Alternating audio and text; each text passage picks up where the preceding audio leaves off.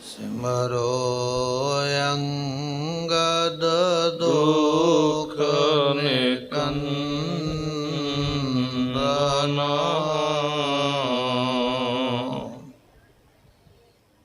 अमरदास गुर हृदय त्यावो हृदय त्यावो। श्री गुरु रामदास गुण गावो।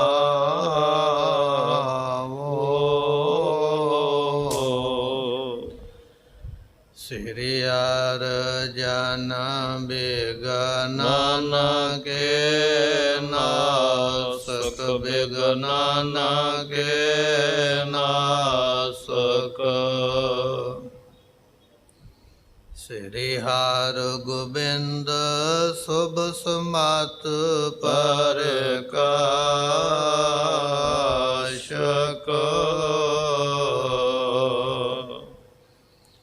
श्री हर राय नमो कर जोरी नमो कर जोरी। श्री हर कृष्ण मनाए बहोरी।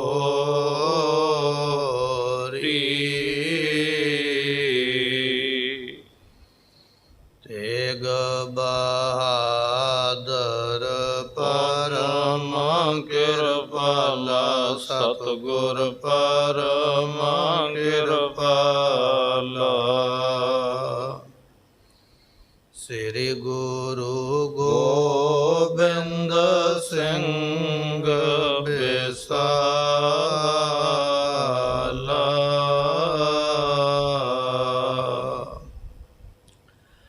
तारों तारा पर पुन पुन सीसा जी पुन पुन सीसा। बंदों बार बार जगदीसा।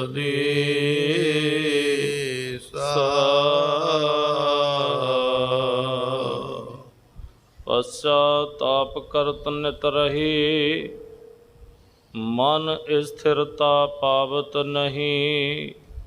सतगुर कहो चिंत देहो त्यागे अंग संग बिन पाप न लागे। वाहिगुरु जी का खालसा वाहिगुरु जी की फतेह।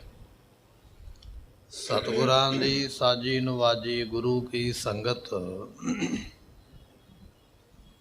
सतगुरु महाराज जियां ने किरपा करके सतसंगत का सुभागा समा बख्शिया है। आप संगतां साहिब गुरु गोबिंद सिंह महाराज जी का इतिहास जो लड़ीवार कथा दे अंदर चल रहा है सरवण करन वास्ते गुरु दरबार विच आए हो।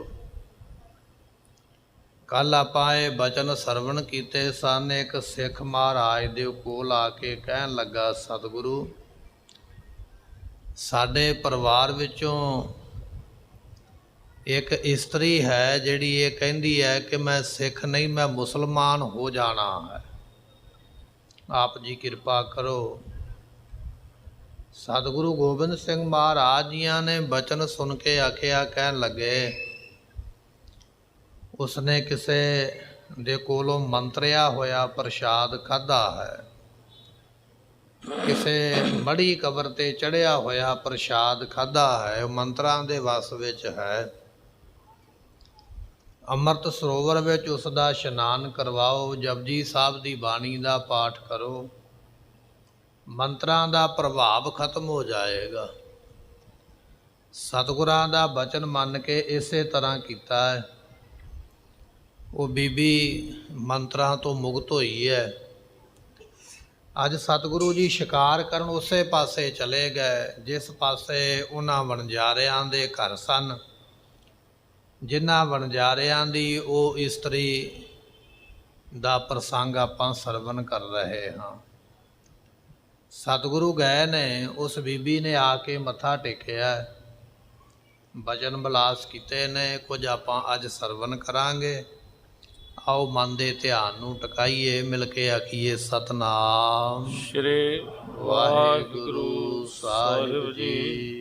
ਪਸ਼ਚਾਤਾਪ ਕਰਤ ਨਿਤ ਰਹੀ। ਉਸ ਵੇਲੇ ਇਹ ਜੋ ਬੀਬੀ ਹੈ ਉਹ ਦੱਸਦੀ ਪਈ, ਕਹਿਣ ਲੱਗੀ ਮਹਾਰਾਜ ਵੀ ਮੰਤਰਾਂ ਦਾ ਇੰਨਾ ਜ਼ੋਰ ਸੀਗਾ, ਮੈਂ ਇਹ ਗੱਲ ਕਹਿੰਦੀ ਤੇ ਹਾਂ ਕਿ ਮੈਂ ਮੁਸਲਮਾਨ ਹੋਣਾ ਹੈ, ਪਰ ਮੇਰਾ ਅੰਦਰੋਂ ਕੋਈ ਹੋਰ ਨਹੀਂ ਚੱਲਦਾ, ਅੰਦਰ ਮੇਰੇ ਪਸ਼ਚਾਤਾਪ ਹੈ, ਪਛਤਾਉਂਦੀ ਸੀ ਵੀ ਇਹ ਮੇਰੇ ਨਾਲ ਕੀ ਹੋਇਆ ਹੈ, ਪਰ ਮਹਾਰਾਜ ਮੇਰਾ ਕੋਈ ਵਸ ਨਹੀਂ ਚੱਲਿਆ ਹੈ। ਮਨ ਸਥਿਰਤਾ ਪਾਵਤ ਨਹੀਂ। ਮਹਾਰਾਜ ਮੇਰਾ ਮਨ ਕਦੇ ਟਿਕਦਾ ਨਹੀਂ ਸੀ, ਮਨ ਹਰ ਵੇਲੇ ਦੌੜਦਾ ਸੀ, ਭਜਦਾ ਸੀ, ਹਰ ਵੇਲੇ ਮੈਂ ਅੰਦਰੋਂ ਪਰੇਸ਼ਾਨ ਸੀ, ਕਦੇ ਵੀ ਮੇਰਾ ਮਨ ਟਿਕਿਆ ਨਹੀਂ ਹੈ। ਸਤਿਗੁਰ ਕਹਿਓ ਚਿੰਤ ਦਿਓ ਤਿਆਗੇ। ਧੰਨ ਗੁਰੂ ਗੋਬਿੰਦ ਸਿੰਘ ਮਹਾਰਾਜ ਜੀਆਂ ਨੇ ਸੁਣੇ ਨਾ ਬਚਨ, ਜਿਸ ਵੇਲੇ ਇਸ ਬੀਬੀ ਦੇ ਕੋਲੋਂ, ਜਿਹੜੀ ਪਹਿਲਾਂ ਇਹ ਗੱਲ ਕਰਦੀ ਹੈ ਕਿ ਮੈਂ ਮੁਸਲਮਾਨ ਹੋ ਜਾਣਾ ਹੈ, ਮੈਂ ਸਿੱਖ ਨਹੀਂ ਰਹਿਣਾ ਹੈ। ਹੁਣ ਸਤਿਗੁਰੂ ਪਾਤਸ਼ਾਹ ਮਹਾਰਾਜ ਜੀ ਦੇ ਬਚਨਾਂ ਦੇ ਨਾਲ ਜਪਜੀ ਸਾਹਿਬ ਦੀ ਬਾਣੀ ਦਾ ਪਾਠ ਸਰਵਣ ਕੀਤਾ ਹੈ, ਮੰਤਰਾਂ ਦੇ ਪ੍ਰਭਾਵ ਤੋਂ ਮੁਕਤ ਹੋਈ ਹੈ, ਤੇ ਸਤਿਗੁਰੂ ਪਾਤਸ਼ਾਹ ਮਹਾਰਾਜ ਸਾਹਿਬ ਜੀ ਉਸ ਵੇਲੇ ਬਚਨ ਕਰਦੇ ਪਏ, ਕਹਿਣ ਲੱਗੇ ਹੁਣ ਚਿੰਤਾ ਨਾ ਕਰ, ਮੰਤਰਾਂ ਤੋਂ ਮੁਕਤ ਹੋਈ ਹੈ, ਮੰਤਰਾਂ ਦਾ ਪ੍ਰਭਾਵ ਖਤਮ ਹੋ ਗਿਆ ਹੈ, ਇਸ ਕਰਕੇ ਚਿੰਤਾ ਨੂੰ ਛੱਡ ਦੇਣਾ ਕਰ। ਅੰਗ ਸੰਗ ਬਿਨ ਪਾਪ ਨ ਲਾਗੇ। ਦੂਜਾ ਮਹਾਰਾਜ ਬਚਨ ਕਰਦੇ, ਅੰਗ ਸੰਗ, ਜਿੰਨਾ ਚਿਰ ਸਰੀਰ ਦੂਜੇ ਸਰੀਰ ਦੇ ਨਾਲ ਲੱਗਦਾ ਨਹੀਂ ਹੈ, ਉਨਾ ਚਿਰ ਵਿਅਕਤੀ ਪਾਪ ਤੋਂ ਮੁਕਤ ਹੁੰਦਾ ਹੈ। ਬੱਜਰ ਕੁਰੈਤ ਆਪਾਂ ਕਹਿ ਦਿੰਦੇ ਨਾ, ਬੱਜਰ ਕੁਰੈਤ ਜਿਹੜੀ ਹੈ ਉਹ ਉਦੋਂ ਹੁੰਦੀ ਹੈ ਜਦੋਂ ਇੱਕ ਵਿਅਕਤੀ ਦੂਜੇ ਵਿਅਕਤੀ ਦਾ ਸੰਗ ਕਰਦਾ ਹੈ, ਪਰ ਜਿੰਨਾ ਚਿਰ ਸੰਗ ਤੋਂ ਬਚਿਆ ਹੈ ਉਨਾ ਚਿਰ ਉਹ ਪਾਪ ਤੋਂ ਮੁਕਤ ਹੈ। ਤੇ ਸਤਿਗੁਰੂ ਉਸ ਨੂੰ ਪੁੱਛਦੇ ਪਏ, ਕਹਿਣ ਲੱਗੇ ਵੀ ਤੁਸੀਂ ਇਹ ਗੱਲ ਕਹਿੰਦੇ ਸੀ ਕਿ ਮੈਂ ਮੁਸਲਮਾਨ ਹੋ ਜਾਣਾ ਹੈ, ਇਹ ਕਹਿਣਾ ਇੱਕ ਵੱਖਰੀ ਗੱਲ ਹੈ, ਪਰ ਸਰੀਰ ਕਿਸੇ ਨਾਲ ਜੁੜ ਜਾਣਾ ਉਹ ਵੱਖਰੀ ਗੱਲ ਹੈ। ਤੇ ਇਸ ਬੀਬੀ ਨੇ ਹੱਥ ਜੋੜ ਕੇ ਬਚਨ ਕੀਤੇ, ਮਹਾਰਾਜ ਕੇਵਲ ਮੈਂ ਜ਼ੁਬਾਨੋਂ ਹੀ ਇਹ ਗੱਲ ਕਹਿੰਦੀ ਰਹੀ ਕਿ ਮੈਂ ਸਿੱਖ ਨਹੀਂ ਰਹਿਣਾ ਹੈ, ਮੁਸਲਮਾਨ ਬਣਨਾ ਹੈ, ਪਰ ਮਹਾਰਾਜ ਮੈਂ ਸਰੀਰ ਕਰਕੇ ਕਿਸੇ ਦੇ ਨਾਲ ਨਹੀਂ ਜੁੜੀ ਹਾਂ, ਸਰੀਰ ਕਰਕੇ ਮੈਂ ਨਿਰਲੇਪ ਹਾਂ, ਜਾਂ ਕਹਿ ਲਈਏ ਕਿ ਮੈਂ ਪਵਿੱਤਰ ਹਾਂ। ਇਸ ਕਰਕੇ ਮਹਾਰਾਜ ਕਹਿਣ ਲੱਗੇ ਫਿਰ ਠੀਕ ਹੈ, ਜੇ ਸਰੀਰ ਕਰਕੇ ਤੂੰ ਪਵਿੱਤਰ ਹੈ ਤੇ ਫਿਰ ਤੂੰ ਪਾਪ ਤੋਂ ਮੁਕਤ ਹੈ। ਇਹ ਬਚਨ ਮਹਾਰਾਜ ਨੇ ਆਖੇ ਹਨ। ਚਾਰ ਮਕਾਰ ਵਿਸਾਹੂ ਨ ਰੱਖੀ। ਤੇ ਸਤਿਗੁਰੂ ਕਹਿਣ ਲੱਗੇ ਚਾਰ ਜਿਹੜੇ ਮੰਮੇ ਅੱਖਰ ਨੇ ਨਾ, ਚਾਰ ਮੰਮੇ ਅੱਖਰਾਂ ਦਾ ਕਦੇ ਜ਼ਿੰਦਗੀ ਵਿੱਚ ਵਸਾਹ ਨਹੀਂ ਕਰਨਾ ਹੈ। ਜਿਵੇਂ ਪਿੱਛੇ ਆਪਾਂ ਬਚਨ ਸਰਵਣ ਕੀਤੇ ਸਨ ਨਾ, ਮਹਾਰਾਜ ਨੇ ਚਾਰ ਕੱਕੇ ਆਖੇ ਸਨ, ਚਾਰ ਸੱਸੇ ਆਖੇ ਸਨ, ਉਹ ਬੜੇ ਵਿਸਥਾਰ ਦੇ ਨਾਲ ਆਪਾਂ ਇਤਿਹਾਸ ਸਰਵਣ ਕੀਤਾ। ਇੱਥੇ ਮਹਾਰਾਜ ਨੇ ਬਚਨ ਕੀਤਾ, ਕਹਿਣ ਲੱਗੇ ਅੱਜ ਤੋਂ ਬਾਅਦ ਚਾਰ ਮੰਮੇ ਅੱਖਰਾਂ ਦੇ ਨਾਲ ਕਦੇ ਵਸਾਹ ਨਹੀਂ ਕਰਨਾ ਹੈ, ਹਮੇਸ਼ਾ ਉਹਨਾਂ ਦੇ ਵੱਲੋਂ ਸਾਵਧਾਨ ਰਹਿਣਾ ਹੈ। ਉਹ ਚਾਰ ਮੰਮੇ ਅੱਖਰ ਕਿਹੜੇ ਨੇ, ਇੱਥੇ ਮਹਾਰਾਜ ਬਖਸ਼ਦੇ ਹਨ। ਮੁਸਲਾ ਮਤਰੇਈ ਮਨ ਮੱਖੀ। ਪਹਿਲਾ ਮੰਮੇ ਤੋਂ ਹੈ ਮੁਸਲਮਾਨ। ਕਹਿਣ ਲੱਗੇ ਮੁਸਲਮਾਨ ਦੇ ਨਾਲ ਮਿੱਤਰਤਾ ਬਣ ਗਈ, ਠੀਕ ਹੈ, ਪਰ ਕਦੇ ਵੀ ਵਸਾਹ ਨਹੀਂ ਖਾਣਾ ਹੈ, ਬਿਲਕੁਲ ਉਹਦੇ ਉੱਪਰ ਨਿਰਭਰ ਹੀ ਨਹੀਂ ਹੋ ਜਾਣਾ ਵੀ ਇਹ ਜੋ ਕਰਦਾ ਉਹ ਠੀਕ ਕਰਦਾ ਹੈ। ਮੁਸਲਮਾਨ ਤੁਹਾਡਾ ਮਿੱਤਰ ਜ਼ਰੂਰ ਹੈ, ਪਰ ਜਿਸ ਵੇਲੇ ਕੌਮੀ ਆਵਾਜ਼ ਪੈਂਦੀ ਹੈ ਨਾ, ਕੌਮ ਦੇ ਵੱਲੋਂ ਨਾਅਰਾ ਬੁਲੰਦ ਹੁੰਦਾ ਵੀ ਆਓ ਆਪਾਂ ਸਾਰੇ ਇਕੱਠੇ ਹੋਈਏ, ਖੁਦਾ ਦੇ ਵਾਸਤੇ, ਅੱਲਾ ਦੇ ਵਾਸਤੇ ਆਪਾਂ ਆਹ ਕੰਮ ਕਰਨਾ ਹੈ। ਜਦੋਂ ਕੌਮੀ ਆਵਾਜ਼ ਪੈਂਦੀ ਹੈ ਉਦੋਂ ਮੁਸਲਮਾਨ ਕਿਸੇ ਦਾ ਸਕਾ ਨਹੀਂ, ਆਪਣੇ ਧਰਮ ਦਾ ਹੀ ਸਕਾ ਹੈ। ਭਾਵੇਂ ਤੂੰ ਕਿੰਨਾ ਵੀ ਭਰਾ ਬਣਿਆ ਹੋਇਆ, ਮਿੱਤਰ ਬਣਿਆ ਹੋਇਆ, ਦੋਸਤ ਬਣਿਆ ਹੋਇਆ, ਰਿਸ਼ਤੇਦਾਰ ਬਣਿਆ ਹੋਇਆ, ਤੇਰੇ ਨਾਲ ਨਿਭੇਗਾ ਜ਼ਰੂਰ, ਪਰ ਜਦੋਂ ਧਰਮ ਦੀ ਆਵਾਜ਼ ਪੈਂਦੀ ਹੈ ਨਾ, ਕੌਮ ਦੀ ਆਵਾਜ਼ ਪੈਂਦੀ ਹੈ ਵੀ ਆਓ ਆਪਾਂ ਹੈਦਰੀ ਝੰਡੇ ਥੱਲੇ ਇਕੱਠੇ ਹੋਈਏ, ਆਪਾਂ ਖੁਦਾ ਦੇ ਵਾਸਤੇ ਜਿਹਾਦ ਕਰੀਏ, ਜਦੋਂ ਜਿਹਾਦ ਦਾ ਨਾਅਰਾ ਪੈਂਦਾ ਨਾ, ਉਦੋਂ ਫਿਰ ਉਹ ਮੁਸਲਮਾਨ ਜਿਹੜਾ ਉਹਨੂੰ ਜਾਤ ਕੁੱਲ ਸਭ ਕੁਝ ਭੁੱਲ ਜਾਂਦਾ ਹੈ। ਉਦੋਂ ਮਿੱਤਰਤਾਈ, ਰਿਸ਼ਤੇਦਾਰੀ ਕੋਈ ਮਾਇਨਾ ਨਹੀਂ ਉਹਦੇ ਅੱਗੇ ਰੱਖਦੀ ਹੈ। ਇੱਥੋਂ ਤੱਕ ਕਿ ਉਹ ਆਪਣੇ ਪਰਿਵਾਰ ਦੀ ਕੁਰਬਾਨੀ ਕਰਨ ਤੱਕ ਤਿਆਰ ਹੋ ਜਾਂਦਾ ਹੈ, ਆਪਣੇ ਆਪ ਨੂੰ ਜਿਹੜਾ ਹੈ ਉਹ ਕੁਰਬਾਨ ਕਰਨ ਤੱਕ ਤਿਆਰ ਹੋ ਜਾਂਦਾ ਹੈ। ਜਿਹੜਾ ਧਰਮ ਦੇ ਨਾਂ 'ਤੇ ਆਪਣੀ ਕੁਰਬਾਨੀ ਕਰ ਸਕਦਾ ਹੈ, ਧਰਮ ਦੇ ਨਾਂ 'ਤੇ ਆਪਣੇ ਪਰਿਵਾਰ ਦੀ ਕੁਰਬਾਨੀ ਕਰਵਾ ਸਕਦਾ ਹੈ, ਤੇ ਮਹਾਰਾਜ ਕਹਿਣ ਲੱਗੇ ਫਿਰ ਉਹ ਵਿਅਕਤੀ ਧਰਮ ਦੇ ਨਾਂ 'ਤੇ ਤੇਰੇ ਨਾਲ ਕਿਵੇਂ ਧੋਖਾ ਨਹੀਂ ਕਰੇਗਾ, ਜਾਂ ਤੈਨੂੰ ਕਿਸੇ ਸੰਕਟ ਵਿੱਚ ਕਿਵੇਂ ਨਹੀਂ ਪਾਵੇਗਾ, ਜ਼ਰੂਰ ਪਾਵੇਗਾ। ਸੋ ਬੇਨਤੀ ਹੈ ਪਰਿਵਾਰਾਂ ਨੂੰ, ਸੰਗਤ ਨੂੰ, ਕਿ ਬੱਚਿਆਂ ਦਾ ਸ਼ੋਰ ਦਰਬਾਰ ਵਿੱਚ ਹੋ ਰਿਹਾ ਹੈ, ਬੱਚਿਆਂ ਨੂੰ ਚੁੱਪ ਕਰਾਇਆ ਜਾਏ। ਆਪਾਂ ਸ਼ਾਂਤੀ ਦੇ ਨਾਲ ਬੈਠ ਕੇ ਮਨ ਟਿਕਾ ਕੇ ਕਥਾ ਨੂੰ ਸਰਵਣ ਕਰੀਏ, ਇਹ ਬੇਨਤੀ ਹੈ ਭਾਈ ਸੰਗਤ ਨੂੰ। ਸਤਿਗੁਰੂ ਬਚਨ ਕਰਦੇ ਕਹਿਣ ਲੱਗੇ 4 ਮੰਮੇ ਅੱਖਰ ਨੇ। ਪਹਿਲੇ ਮੰਮੇ ਤੋਂ ਬਣਦਾ ਹੈ ਮੁਸਲਮਾਨ। ਮੁਸਲਮਾਨ ਦੇ ਨਾਲ ਰਿਸ਼ਤੇਦਾਰੀ ਜੇ ਬਣ ਗਈ ਹੈ, ਮਿੱਤਰਤਾ ਹੀ ਬਣ ਗਈ ਹੈ, ਪਰ ਵਸਾ ਨਹੀਂ ਖਾਣਾ ਹੈ। ਕਿਉਂਕਿ ਜਦੋਂ ਕੌਮੀ ਆਵਾਜ਼ ਪੈ ਗਈ, ਉਹ ਤੈਨੂੰ ਛੱਡ ਕੇ ਆਪਣੀ ਕੌਮ ਵਾਲੇ ਪਾਸੇ ਹੋਵੇਗਾ, ਤੈਨੂੰ ਛੱਡ ਕੇ ਆਪਣੇ ਧਰਮ ਵਾਲੇ ਪਾਸੇ ਜਾਏਗਾ। ਇਸ ਕਰਕੇ ਮਹਾਰਾਜ ਨੇ ਆਖਿਆ ਵੀ ਵਸਾ ਨਹੀਂ ਖਾਣਾ ਹੈ। ਜਿਵੇਂ ਆਪਾਂ ਬਚਨ ਪੜ੍ਹਦੇ ਹਾਂ ਕਿ ਅਨੰਦਪੁਰ ਸਾਹਿਬ ਦੀ ਧਰਤੀ 'ਤੇ ਵਜ਼ੀਰ ਖਾਨ ਨੇ ਆਖਿਆ ਸੀ ਵੀ ਅਸੀਂ ਸਹੁੰ ਖਾਂਦੇ ਹਾਂ ਪਰ ਤੁਹਾਡੇ 'ਤੇ ਹਮਲਾ ਨਹੀਂ ਕਰਾਂਗੇ। ਕੁਰਾਨ ਸ਼ਰੀਫ ਇੱਕ ਪਵਿੱਤਰ ਧਾਰਮਿਕ ਗ੍ਰੰਥ ਹੈ ਮੁਸਲਮਾਨਾਂ ਵਾਸਤੇ, ਪਰ ਉਸ ਗ੍ਰੰਥ ਦੀ ਸਹੁੰ ਖਾ ਕੇ ਇਹ ਬਚਨ ਆਖਿਆ ਵੀ ਤੁਹਾਡੇ 'ਤੇ ਹਮਲਾ ਨਹੀਂ ਹੋਵੇਗਾ। ਪਰ ਜਿਸ ਵੇਲੇ ਮਹਾਰਾਜ ਨੇ ਛੱਡਿਆ ਕਿਲਾ, ਹਮਲਾ ਕਰ ਦਿੱਤਾ। ਮਹਾਰਾਜ ਤੇ ਜਾਣਦੇ ਸਨ। ਸਤਿਗੁਰੂ ਕਹਿਣ ਲੱਗੇ ਕਦੇ ਵਸਾ ਨਹੀਂ ਖਾਣਾ ਹੈ। ਇਹ ਧਰਮ ਦੀ ਜਦੋਂ ਗੱਲ ਆਉਂਦੀ ਹੈ ਫਿਰ ਕਿਸੇ ਦਾ ਮਿੱਤਰ ਨਹੀਂ ਬਣਦਾ ਮੁਸਲਮਾਨ, ਫਿਰ ਆਪਣੀ ਹੀ ਧਰਮ ਨੂੰ ਮੁੱਖ ਰੱਖਦਾ ਹੈ। ਪਹਿਲੇ ਮੰਮੇ ਤੋਂ ਮੁਸਲਮਾਨ ਹੈ, ਇਸ ਕਰਕੇ ਕਦੇ ਵਸਾ ਨਹੀਂ ਕਰਨਾ ਹੈ। ਮੁਸਲਾ ਮਤਰੇਈ ਮਨ ਮੱਖੀ। ਦੂਜਾ ਬਚਨ ਹੈ ਮੰਮੇ ਤੋਂ ਮਤਰੇਈ। ਜਿਹੜੀ ਮਤਰੇਈ ਮਾਂ ਹੈ, ਮਤਰੇਆ ਬਾਪ ਹੈ, ਕਹਿਣ ਲੱਗੇ ਉਹਦੇ ਉੱਪਰ ਵੀ ਭਿੱਜ ਨਹੀਂ ਜਾਣਾ ਹੈ, ਇਤਬਾਰ ਨਹੀਂ ਕਰਨਾ ਹੈ। ਮਤਰੇਈ ਮਾਂ ਕੁਝ ਵੀ ਕਰ ਸਕਦੀ ਹੈ, ਮਤਰੇਆ ਬਾਪ ਵੀ ਕੁਝ ਕਰ ਸਕਦਾ ਹੈ। ਆਪਣੀ ਜ਼ਿੰਦਗੀ ਨੂੰ ਸੁੱਖ ਵਿੱਚ ਪਾਉਣ ਵਾਸਤੇ ਮਤਰੇਆ ਜਿਹੜਾ ਬੱਚਾ ਹੈ ਉਹ ਕਤਲ ਵੀ ਕਰਾਇਆ ਜਾ ਸਕਦਾ, ਉਹਨੂੰ ਛੱਡਿਆ ਵੀ ਜਾ ਸਕਦਾ, ਉਹਨੂੰ ਚੁਕਵਾਇਆ ਵੀ ਜਾ ਸਕਦਾ, ਉਹਦੇ ਨਾਲ ਕੁਝ ਵੀ ਹੋ ਸਕਦਾ ਹੈ। ਕਿਉਂਕਿ ਮਤਰੇਏ ਦਾ ਬੱਚੇ ਨਾਲ ਰਿਸ਼ਤਾ ਕੋਈ ਨਹੀਂ ਹੈ। ਉਹ ਆਪਣੀ ਜ਼ਿੰਦਗੀ ਨੂੰ ਠੀਕ ਕਰਨ ਵਾਸਤੇ ਮਤਰੇਏ ਬੱਚੇ ਦਾ ਕੁਝ ਵੀ ਉਹ ਕਰਵਾ ਸਕਦਾ ਹੈ। ਇਸ ਕਰਕੇ ਜੇ ਮਤਰੇਈ ਮਾਂ ਹੈ ਜਾਂ ਮਤਰੇਆ ਬਾਪ ਹੈ, ਉਹਦੇ 'ਤੇ ਵੀ ਕਦੇ ਅੱਖਾਂ ਮੀਟ ਕੇ ਵਿਸ਼ਵਾਸ ਨਹੀਂ ਕਰਨਾ ਹੈ। ਆਪਣੀ ਅਕਲ ਦਾ ਇਸਤੇਮਾਲ ਕਰਨਾ ਹੈ ਕਿ ਇਹ ਮੇਰੇ ਨਾਲ ਕੀ ਕਰ ਸਕਦਾ ਹੈ। ਜਾਂ ਕਈ ਵਾਰੀ ਕੀ ਹੁੰਦਾ, ਬੱਚਾ ਜਵਾਨ ਹੋ ਜਾਂਦਾ ਨਾ, ਅਤੇ ਮਤਰੇਈ ਮਾਂ ਹੈ ਜਾਂ ਬਾਪ ਹੈ, ਇਹੋ ਜਿਹੇ ਘਰ ਵਿੱਚ ਵਿਆਹ ਦਿੱਤਾ ਜਿੱਥੇ ਸਾਰੀ ਉਮਰ ਦੁੱਖ ਹੀ ਮਿਲਦਾ ਰਹੇ। ਮਾੜਾ ਵੇਖ ਲਿਆ ਜਾਂ ਕੋਈ ਇਸ ਤਰ੍ਹਾਂ ਦਾ ਵੇਖ ਲਿਆ ਜਿੱਥੋਂ ਦੁੱਖ ਹੀ ਮਿਲੇ, ਉੱਥੇ ਆਪਣੀ ਜ਼ਿੰਦਗੀ ਦਾ ਫੈਸਲਾ ਆਪ ਲੈ ਲੈਣਾ ਹੈ, ਤਾਂ ਤੈਨੂੰ ਸੁੱਖ ਮਿਲੇਗਾ। ਇਹ ਦੂਜਾ ਮੰਮੇ ਅੱਖਰ ਤੋਂ ਮਹਾਰਾਜ ਦਾ ਉਪਦੇਸ਼ ਹੈ ਕਿ ਜਿਹੜਾ ਮਤਰੇਆ ਹੈ ਉਹ ਤੋਂ ਹਮੇਸ਼ਾ ਸਾਵਧਾਨ ਰਹਿਣਾ ਹੈ। ਮੁਸਲਾ ਮਤਰੇਈ ਮਨ ਮੱਖੀ। ਤੇ ਤੀਜਾ ਬਚਨ ਹੈ ਮੰਮੇ ਤੋਂ ਗੁਰਮੁਖੋ ਮਨ। ਮਨ ਵੀ ਜਿਹੜਾ ਹੈ ਨਾ, ਕਦੇ ਮਨ ਦੇ ਉੱਪਰ ਵੀ ਭਰੋਸਾ ਨਹੀਂ ਕਰਨਾ ਹੈ। ਮਨ ਦਾ ਕੀ ਹੈ, ਇੱਕ ਛਿਨ ਮਨ ਕਹਿੰਦਾ ਵੀ ਸਭ ਕੁਝ ਛੱਡ ਦੇ, ਸਭ ਕੁਝ ਛੱਡ ਦੇ। ਇੱਕ ਵੇਲੇ ਮਨ ਇਹ ਵਿਚਾਰ ਦਿੰਦਾ ਹੈ, ਤੇ ਦੂਜੇ ਛਿਨ ਹੀ ਮਨ ਕਹਿ ਦਿੰਦਾ ਵੀ ਸਾਰਾ ਕੁਝ ਮੇਰਾ ਹੋਣਾ ਚਾਹੀਦਾ ਹੈ। ਮਨ ਤੇ ਕਿੰਨਾ ਕੁ ਭਰੋਸਾ ਕਰੇਗਾ। ਸਤਿਗੁਰੂ ਕਹਿਣ ਲੱਗੇ ਕਬਹੂ ਜੀੜਾ ਊਬ ਚੜ੍ਹਤ ਹੈ, ਕਬਹੂ ਜਾਏ ਪਿਆਲੇ। ਕਦੇ ਤੇ ਮਨ ਇਹ ਗੱਲ ਕਹਿੰਦਾ, ਇੰਨਾ ਉੱਚੀ ਅਵਸਥਾ ਬਣ ਜਾਂਦੀ। ਅਸੀਂ ਵੀ ਕਈ ਵਾਰੀ ਬੈਠੇ ਬੈਠੇ ਮਨ ਵਿੱਚ ਵਿਚਾਰ ਆ ਜਾਂਦਾ ਵੀ ਕੁਝ ਨਹੀਂ ਨਾਲ ਜਾਣਾ, ਅਸੀਂ ਕੀ ਕਰਦੇ ਪਏ, ਸਭ ਕੁਝ ਛੱਡ ਨਾ ਦਈਏ।